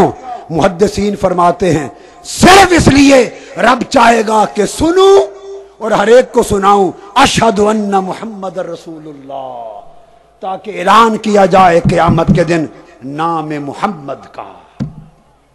لوگو محمد نام کے ساتھ جڑ جاؤ, محمد نام کے ساتھ جڑ جاؤ. محمد کی ذات سے عشق کرو, محمد کی ذات کا ادب کرو, محمد کی ذات میں فنا ہو جاؤ, محمد کی نسبت میں گم ہو جاؤ. تم نے دیکھا نہیں عمل مولا علی المرتضیٰ کا کہ نماز عصر نہیں پڑھی, حضور نے ان کی گود میں سر رکھ کے آرام فرما لیا. نہیں پوچھا کہ علی نماز پڑھی تھی. اگر پوچھ لیتے تو کہتے یا رسول اللہ نہیں پڑھی. نہ خود بتایا کہ آقا ابھی عصر کی نماز میری رہتی ہے. اگر بتا دیتے تو حضور فرماتے پڑھ لے.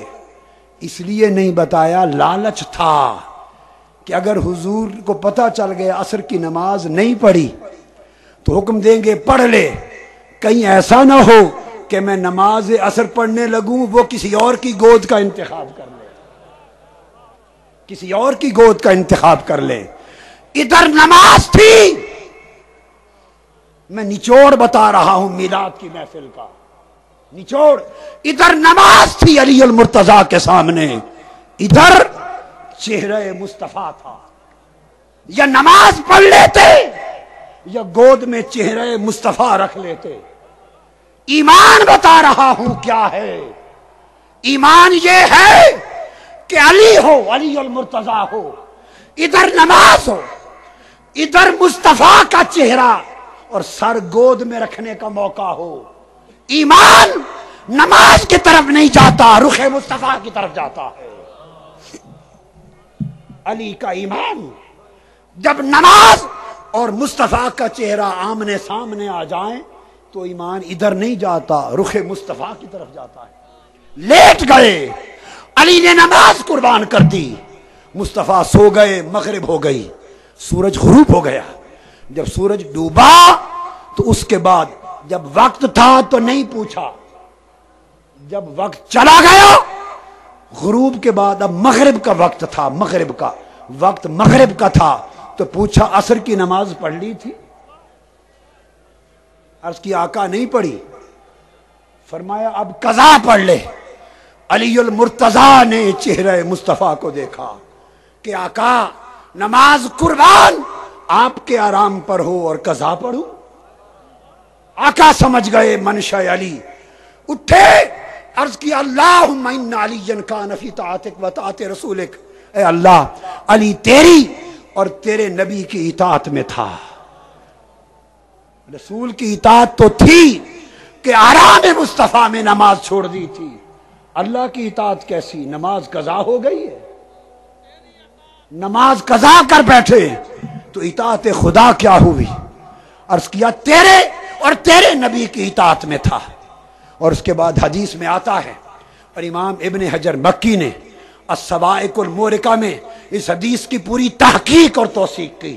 فرمایا کہ آقا نے سورج کی طرف ہاتھ کیا, ایسے ہاتھ کیا, صحابہ کہتے ہیں خدا کی قسم ڈوبا ہوا سورج اس طرح پلٹ کر واپس آ رہا تھا جس طرح ڈوریوں سے بات کر کوئی کھینچ کے لا رہا ہو. اور ہم نے اندھیرے کے بعد ٹیلوں کی چوٹیوں پر پھر عصر کے وقت سورج کی روشنی دیکھی. یہ تو ایک منظر ہے کہ علی نے نماز मुस्तफा की मोहब्बत और आराम की खातिर लफ्ज बोल रहा हूं क्या, आराम पर नमाज कुर्बान कर दी। एक तरफ अमले अली मुर्तजा है। अब एक दूसरा लतीफ नुक्ता बता दूं, हदीस पाक में आता है कि सूरज जब गुरूब होता है तो अल्लाह के हुजूर सजदे में चला जाता है। अली ने तो नमाज छोड़ दी थी आराम मुस्तफा पर, और जब सूरज गुरूब होता है हदीस में है अल्लाह के हुजूर सजदा करता है। बोलो, जब उस दिन का सूरज गुरूब हो गया और हुजूर ने खींचा तो सूरज किस मुकाम पर था? बोलो, अल्लाह के हुजूर सजदे में था, अल्लाह के हुजूर सजदे में था। इधर अली है, आराम मुस्तफा पे सजदा छोड़े बैठा है, उधर सूरज है, खुदा के हुजूर सजदे में है। हुजूर का हाथ उठा सूरज खींचने के लिए, सूरज तड़प गया। अल्लाह ताला से पूछता है मौला अब बता मेरे लिए क्या हुक्म है? इधर तेरा सजदा है, इधर मुस्तफा ने बुलाया है, क्या हुक्म है? रब ने कहा सूरज तूने अली को नहीं देखा? मुझसे क्या पूछता है? अरे सूरज तूने अली को नहीं देखा? अली ने, मेरे मुस्तफा के अदब ने नमाज छोड़ दी, सजदा हर शाम होता रहेगा। क्या मुस्तफा के बुलावे पर लब्बैक? नारे तकबीर, नारे रिसालत, नारे रिसालत। मरहबा मरहबा मरहबा मरहबा। लोगों, ईमान की हकीकत इश्क मुस्तफा और अदब मुस्तफा है, और यह हकीकत यह मीलाद का पैगाम है। मीलाद, लोगों सुनो, मैं तहकीक और जिम्मेदारी से बता रहा हूं, इसलिए मनाया जाता है कि दिलों में मुस्तफा का इश्क और अदब पैदा हो, अजमत और तकरीम पैदा हो। अगर अजमत नहीं तो कोई अमल कबूल ना होगा, कोई अमल कबूल ना होगा। सुन लो मेरी बात, ईमान की कबूलियत की शर्त अमल नहीं है। ईमान की कबूलियत की शर्त अमल नहीं है। ईमान अमल से पहले बिला शर्त कबूल हो जाता है। ईमान अमल से पहले बिला शर्त कबूल हो जाता है, मगर अमल की कबूलियत की शर्त ईमान है। अमल ना हो ईमान तब भी कबूल, और अगर ईमान ना हो तो अमल ना मकबूल। तो पता चला कि अमल ईमान की शर्त से कबूल होगा। अब देखना है कि ईमान क्या है। ईमान न इल्म का नाम है न अमल का नाम है। ईमान खुदा की कसम, खुदा के हबीब की मोहब्बत और अदब का नाम है। नारे तकबीर, अल्लाहु अकबर, नारे रिसालत या रसूल अल्लाह, नारे रिसालत, या रसूल अल्लाह, नारे हैदरी, या अली। जब ताज़ीम नबुव्वत आदम का वक्त आया था, अल्लाह ने हुक्म दिया था सजदा करो। इब्लीस अपने इल्म के साथ खड़ा हो गया था, अना खैरुम मिन्हु, इल्म की दलील दी थी। इल्म इब्लीस को ले डूबा, इल्म ने इब्लीस को शैतान बना दिया। इल्म इब्लीस का ईमान बचा, बोलिए इब्लीस का ईमान बचा, भाई बोलो, नहीं सका। वो जो इल्म के साथ था बर्बाद हो गया। इधर फिर अल्लाह ने फरिश्तों से पूछा तुम बताओ। उन्होंने इल्म के चिराग को बुझा दिया, हाथ जोड़ के खड़े हो गए, कहने लगे ला इल्म लाना, मौला हमें कोई इल्म नहीं है, हमें कोई इल्म नहीं है। इब्लीस इल्म पर खड़ा हुआ, बर्बाद हो गया। शैतानों ने, फरिश्तों ने इल्म छोड़ दिया, अदब अपना लिया। इल्म छोड़ दिया, अदब अपना दिया। فرشتوں کو ادب نے مقرب بنا دیا، شیطان کو علم نے مردود بنا دیا۔ لوگوں، ایمان علم سے نہیں آتا، ایمان ادب سے، محبت سے، جھک جانے سے آتا ہے۔ پوچھو امام بخاری سے، مینا کا میدان ہے، حجت الوداع کے بعد عرفات سے مصطفیٰ مینا پہنچے، خطبہ دے رہے ہیں۔ دوران خطبہ صحیح بخاری میں خطبہ مینا کے الفاظ، دوران خطبہ آقا علیہ السلام ایک وقت آیا اور آپ فرمانے لگے، صحابہ کرام کے 1.25 لاکھ لوگوں کا اجتماع ہے، فرمانے لگے صحابہ سے، ایو یوم ھذا، بولو آج کون سا دن ہے؟ کس کو معلوم نہیں کہ یوم نحر ہے؟ قربانی دے رہے تھے، جانور ذبح کر رہے تھے، مینا میں کھڑے تھے، سب کو پتا تھا مینا میں قربانی کا دن ہے، مگر ہاتھ جوڑ دیے صحابہ نے، 1.25 لاکھ صحابہ کہنے لگے حضور معلوم نہیں، آپ ہی جانے، اللہ و رسول عالم۔ آپ نے فرمایا ایو شہر ھذا وقالوا اللہ و رسول عالم، پوچھا آج کون سا مہینہ ہے؟ صحابہ کو پتا تھا حج کا مہینہ ہے، حج کر رہے ہیں، احرام باندھے ہوئے، کون سا مہینہ حضور نے پوچھا؟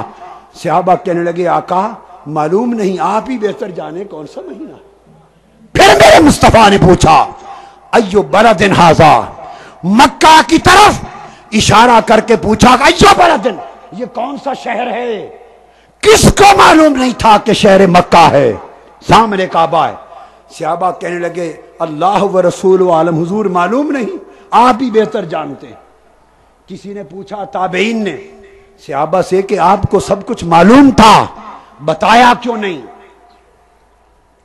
صحابہ نے پوچھا تمہیں معلوم تھا قربانی کا دن ہے، حج کا مہینہ ہے، مکہ کا شہر ہے، جواب کیوں نہیں دیا؟ قربان جاؤ۔ ارے صحابہ آپ کے ایمان پر، انہوں نے ایمان کی حقیقت کو جان لیا تھا کہ حقیقت ایمان ادب محمد ہے۔ انہوں نے پوچھا کیوں نہیں جواب دیا؟ صحابہ کہنے لگے اس لیے جواب نہیں دیا کہ معلوم نہیں منشا یار کیا تھی، معلوم نہیں منشا یار کیا تھی۔ وہ کہتے ہیں خدا کی قسم، ہم اگر کہتے حج کا مہینہ، مصطفیٰ کہہ دیتے نہیں محرم کا مہینہ، اس دن سے مہینہ بدل جاتا۔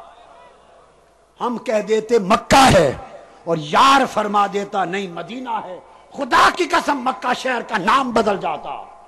لوگوں، جنہیں ایمان کی حقیقت معلوم تھی، ان کے ادب کا عالم یہ تھا، اپنی عقلوں کے چراغ بجھا دو عشق و ادب مصطفیٰ کے سامنے، خواہشوں کے چراغ بجھا دو عشق و ادب مصطفیٰ کے سامنے۔ امت ذلیل ہو رہی ہے، ہم در بدر ٹھوکریں کھا رہے ہیں، اٹھنے اور پھر سے جی اٹھنے کا کوئی راستہ نہیں رہا۔ بتا دوں اور کوئی راہ نہ ہوگی، اگر پھر اپنی عزتوں کی بحالی چاہتے ہو تو وہ ترانے عشق مصطفیٰ کے پھر گاؤ جو بلال حبشی گایا کرتے تھے۔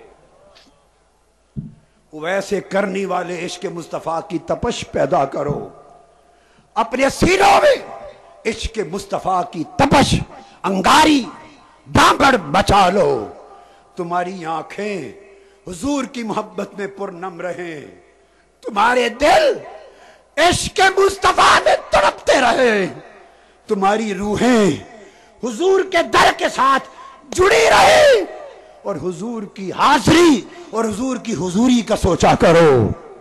ارے نسبت محمدی میں فنا ہو جاؤ، اسی نسبت محمدی میں فنا ہو جانے کا نام بقا ہے، حضور کے ادب میں فنا ہو جانے کا نام ایمان ہے، اور حضور کے عمل میں فنا ہو جانے کا نام اسلام ہے۔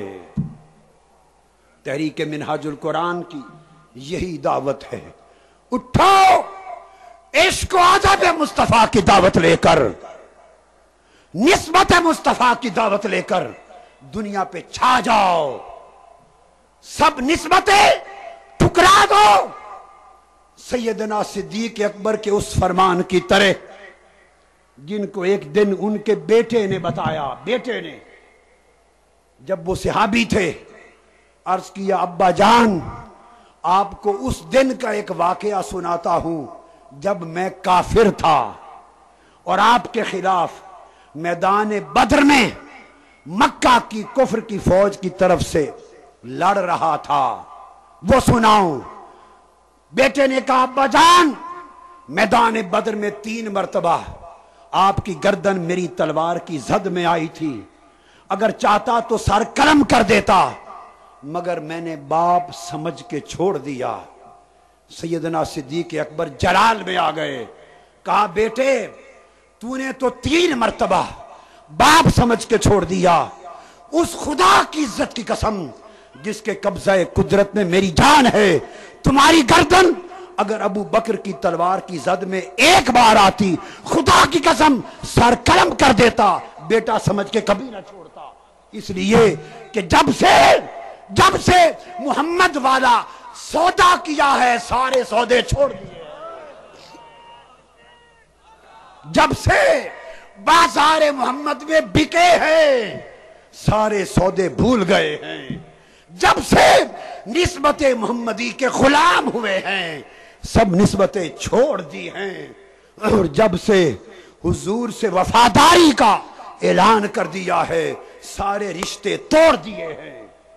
आओ उठो, रिश्ते मुस्तफा को हर रिश्ते पर गालिब कर लो, निस्बते मुस्तफा को हर निस्बत पर गालिब कर लो, गुलामी मुस्तफा को अपना लो और सारी गुलामियों के बुतों को ठोकर मारकर तोड़ दो। मैं खत्म कर रहा हूं इस ऐलान पर कि ये तारीख उम्मत मुस्लिमा में इंशाअल्लाह इस्लाम का एहया करके रहेगी, दीन की तजदीद करके रहेगी। लोगों सुन लो, मैं इसलिए पैदा किया गया हूं, इसलिए जिंदा हूं और इसलिए मर जाऊंगा कि अपने मुस्तफा का इश्क एक एक सीने में चिराग जला दूं। अंधेरे इश्क मुस्तफा से खत्म कर दूं। उठो, इश्क मुस्तफा की शमे लेकर, अदब मुस्तफा की शमे लेकर जिंदगियों में इनकलाब लाओ, दीन की तजदीद होगी। ये सदी तुम्हारी सदी है। तुमने इश्क और अदब के मुस्तफा के जरिए, इल्म और मारिफत मुस्तफा के जरिए इस्लाम को एहया करना है, तजदीद दीन करनी है। ये पैगाम अगली सदी की नस्लों तक मुंतकिल करना है। ये इनकलाब 2 साल, 4, 10 साल, 20 साल की जिद्दोजहद से इबारत नहीं है। ये इनकलाब सदियों तक मीरास अगली नस्लों को मुंतकिल करता जाएगा। बुनियाद रखी है, इस बुनियाद पर दीवारें कायम की हैं। बढ़ते जाओ, बस हिम्मत न होना, मायूस न होना। फतह, नुसरत उतरेगी, तुम्हारे कदमों में आएगी अगर तुम हमा वक्त मुस्तफा के कदमों में रहोगे, मुस्तफा के कदमों में रहोगे। कोई बड़ा से बड़ा तागूत, कोई बड़ा से बड़ा जाबिर, कोई बड़ा से बड़ा आमिर मुस्तफा के गुलामों की राह को रोक नहीं सकता और इश्क व अदब मुस्तफा के इस काफिले के रास्ते को रुकावट नहीं बन सकता। बड़ी बड़ी साजिशें होगी, आर्जी तौर पे तुम्हारे रास्ते रोके गए, रोके जाएंगे। ये आर्जी रुकावटें हैं, ठोकर से दूर करते जाओ, बढ़ते जाओ और साबित कर दो कि ये मुस्तफा के गुलाम, मुस्तफा के शेर हैं। और जिस मैदान में जाएंगे, फतह के झंडे गाड़ते हुए जाएंगे। आगे बढ़ो, अल्लाह की मदद تمہارے انتظار میں ہے، جبینوں کو سجدوں کی لذت دو، جبینوں کو سجدوں کی لذت دو، اللہ کے حضور دست بستہ رونے کے حال میں کھڑا ہونا سیکھو، دلوں کو اس کی ڈوری حضور کے گنبد اور حضور کی زلفوں سے جوڑ دو، ہر وقت حضور کی یاد میں رہا کرو، ہر وقت حضور کی دھن میں رہا کرو، ہر وقت حضور کے خیال میں رہا کرو، حضور کے دھیان میں رہا کرو، اٹھو بیٹھو چلو پھرو جیو مرو مصطفیٰ کے لیے، مصطفیٰ میں، مصطفیٰ کی خاطر، مصطفیٰ کی طرف۔ اللہ تبارک و تعالی میلاد کے اس پیغام کو آپ کے دل و دماغ میں راسخ کر دے، راسخ کر دے، اور بڑے سے بڑے مارکوں کے لیے قربانیاں دینا سیکھو، وقت کی قربانی، مال کی قربانی، جان کی قربانی، تجارت و کاروبار کی قربانی، رشتوں کی قربانی، سب کچھ قربان کر دو، کس کے لیے؟ جسے مصطفیٰ کہتے ہیں اور جو مصطفیٰ کا پیغام ہے، حضور کو منانے کے لیے۔ اللہ پاک اس میلاد کی رات اور میلاد کی صبح قبول کرے۔ باادب کھڑے ہو جانا، باادب حضور کی بارگاہ میں سلام ہوگا، وما علینا الا البلاغ۔ مصطفیٰ جان رحمت پہ لاکھوں سلام، مصطفیٰ جان رحمت پہ لاکھوں سلام، شمع بز میں ہدایت پہ لاکھوں سلام۔ جس سہانی گھڑی چمکاتے باغا چاند، جس سہانی گھڑی چمکاتے باغا چاند، جس سہانی گھڑی چمکاتے باغا چاند، اس دل افروز سات پہ لاکھوں سلام، مصطفیٰ جان رحمت پہ لاکھوں سلام، شمع بز میں ہدایت پہ لاکھوں سلام۔ جی سوہانی گھڑی چمکاتے باغا چاند، جی سوہانی گھڑی چمکاتے باغا چاند، جی سوہانی گھڑی چمکاتے باغا چاند، اس دل افروز سات پہ لاکھوں سلام، مصطفیٰ جان رحمت پہ لاکھوں سلام۔ پتلی پتلی گھولے قدس کی پتیاں، پتلی پتلی گھولے قدس کی پتیاں، پتلی پتلی گھولے قدس کی پتیاں، ان لبوں کی نزاکت پہ لاکھوں سلام، مصطفیٰ جان رحمت پہ لاکھوں سلام، شمع بز میں ہدایت پہ لاکھوں سلام۔ جس کے سجدے کو میرا بیکا باجو کی، جن کے سجدے کو میرا بیکا باجو کی، جن کے سجدے کو میرا بیکا باجو کی، اس جبین سعادت پہ لاکھوں لاکھوں سلام مصطفیٰ جان رحمت پہ لاکھوں سلام شمع بز میں یہ موسیٰ سے پوچھے کوئی کس کو دیکھا یہ موسیٰ سے پوچھے کوئی آنکھ والوں کی ہمت پہ لاکھوں سلام مصطفیٰ جان رحمت پہ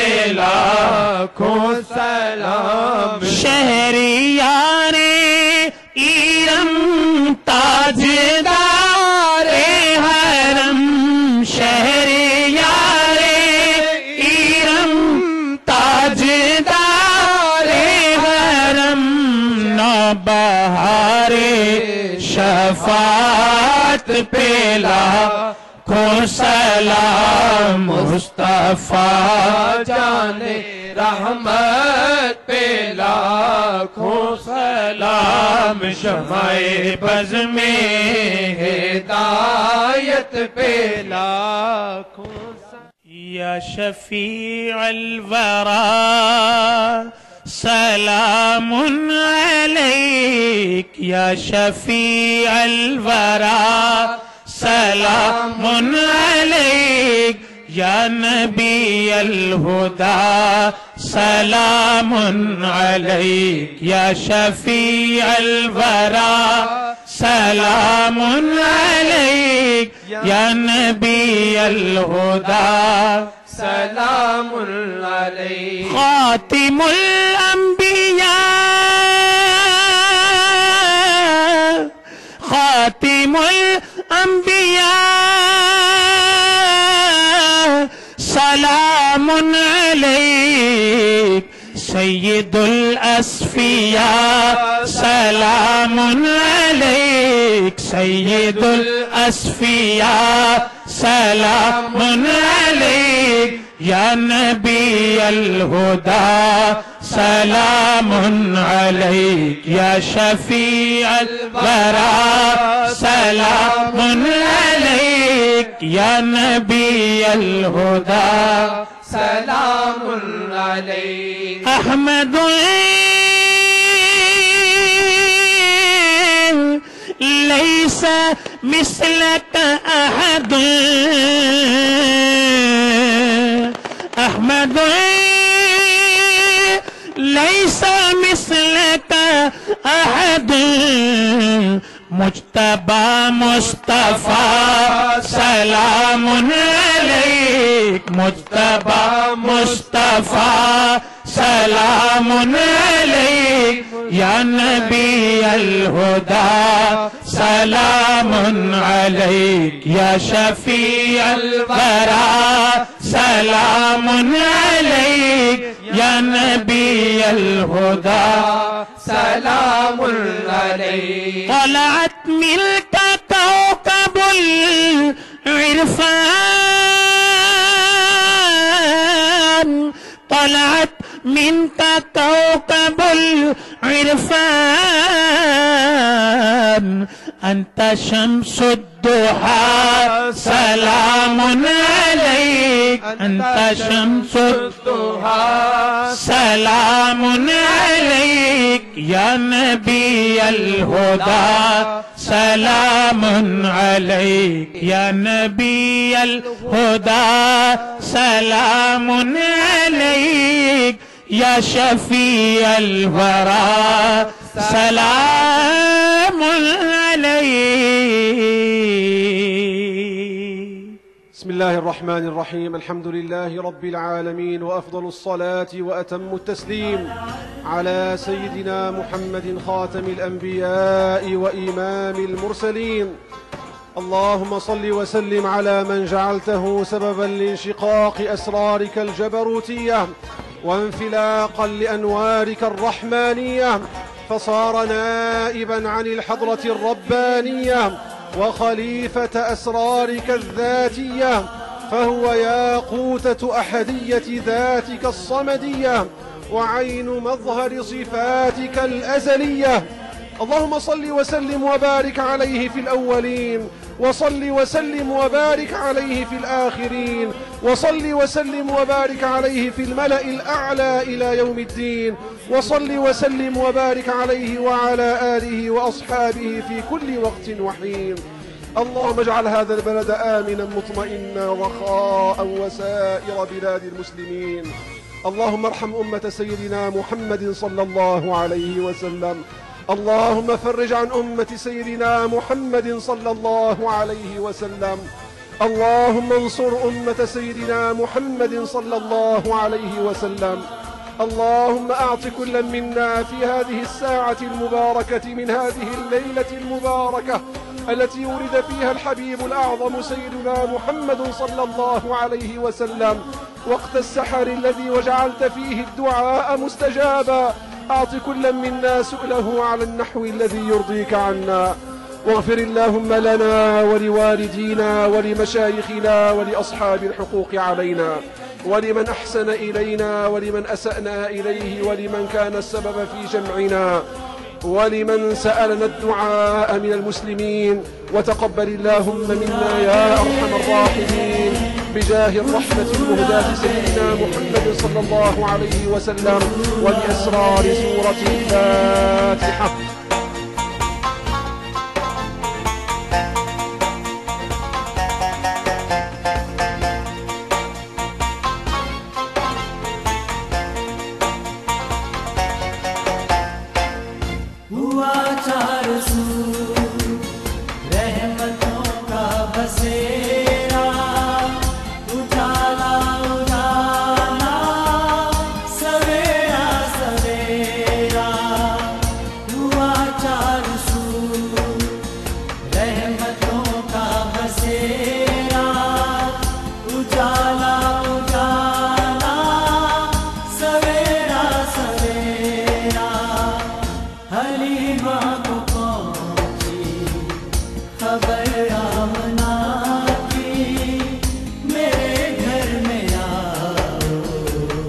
हुजूर आ गए।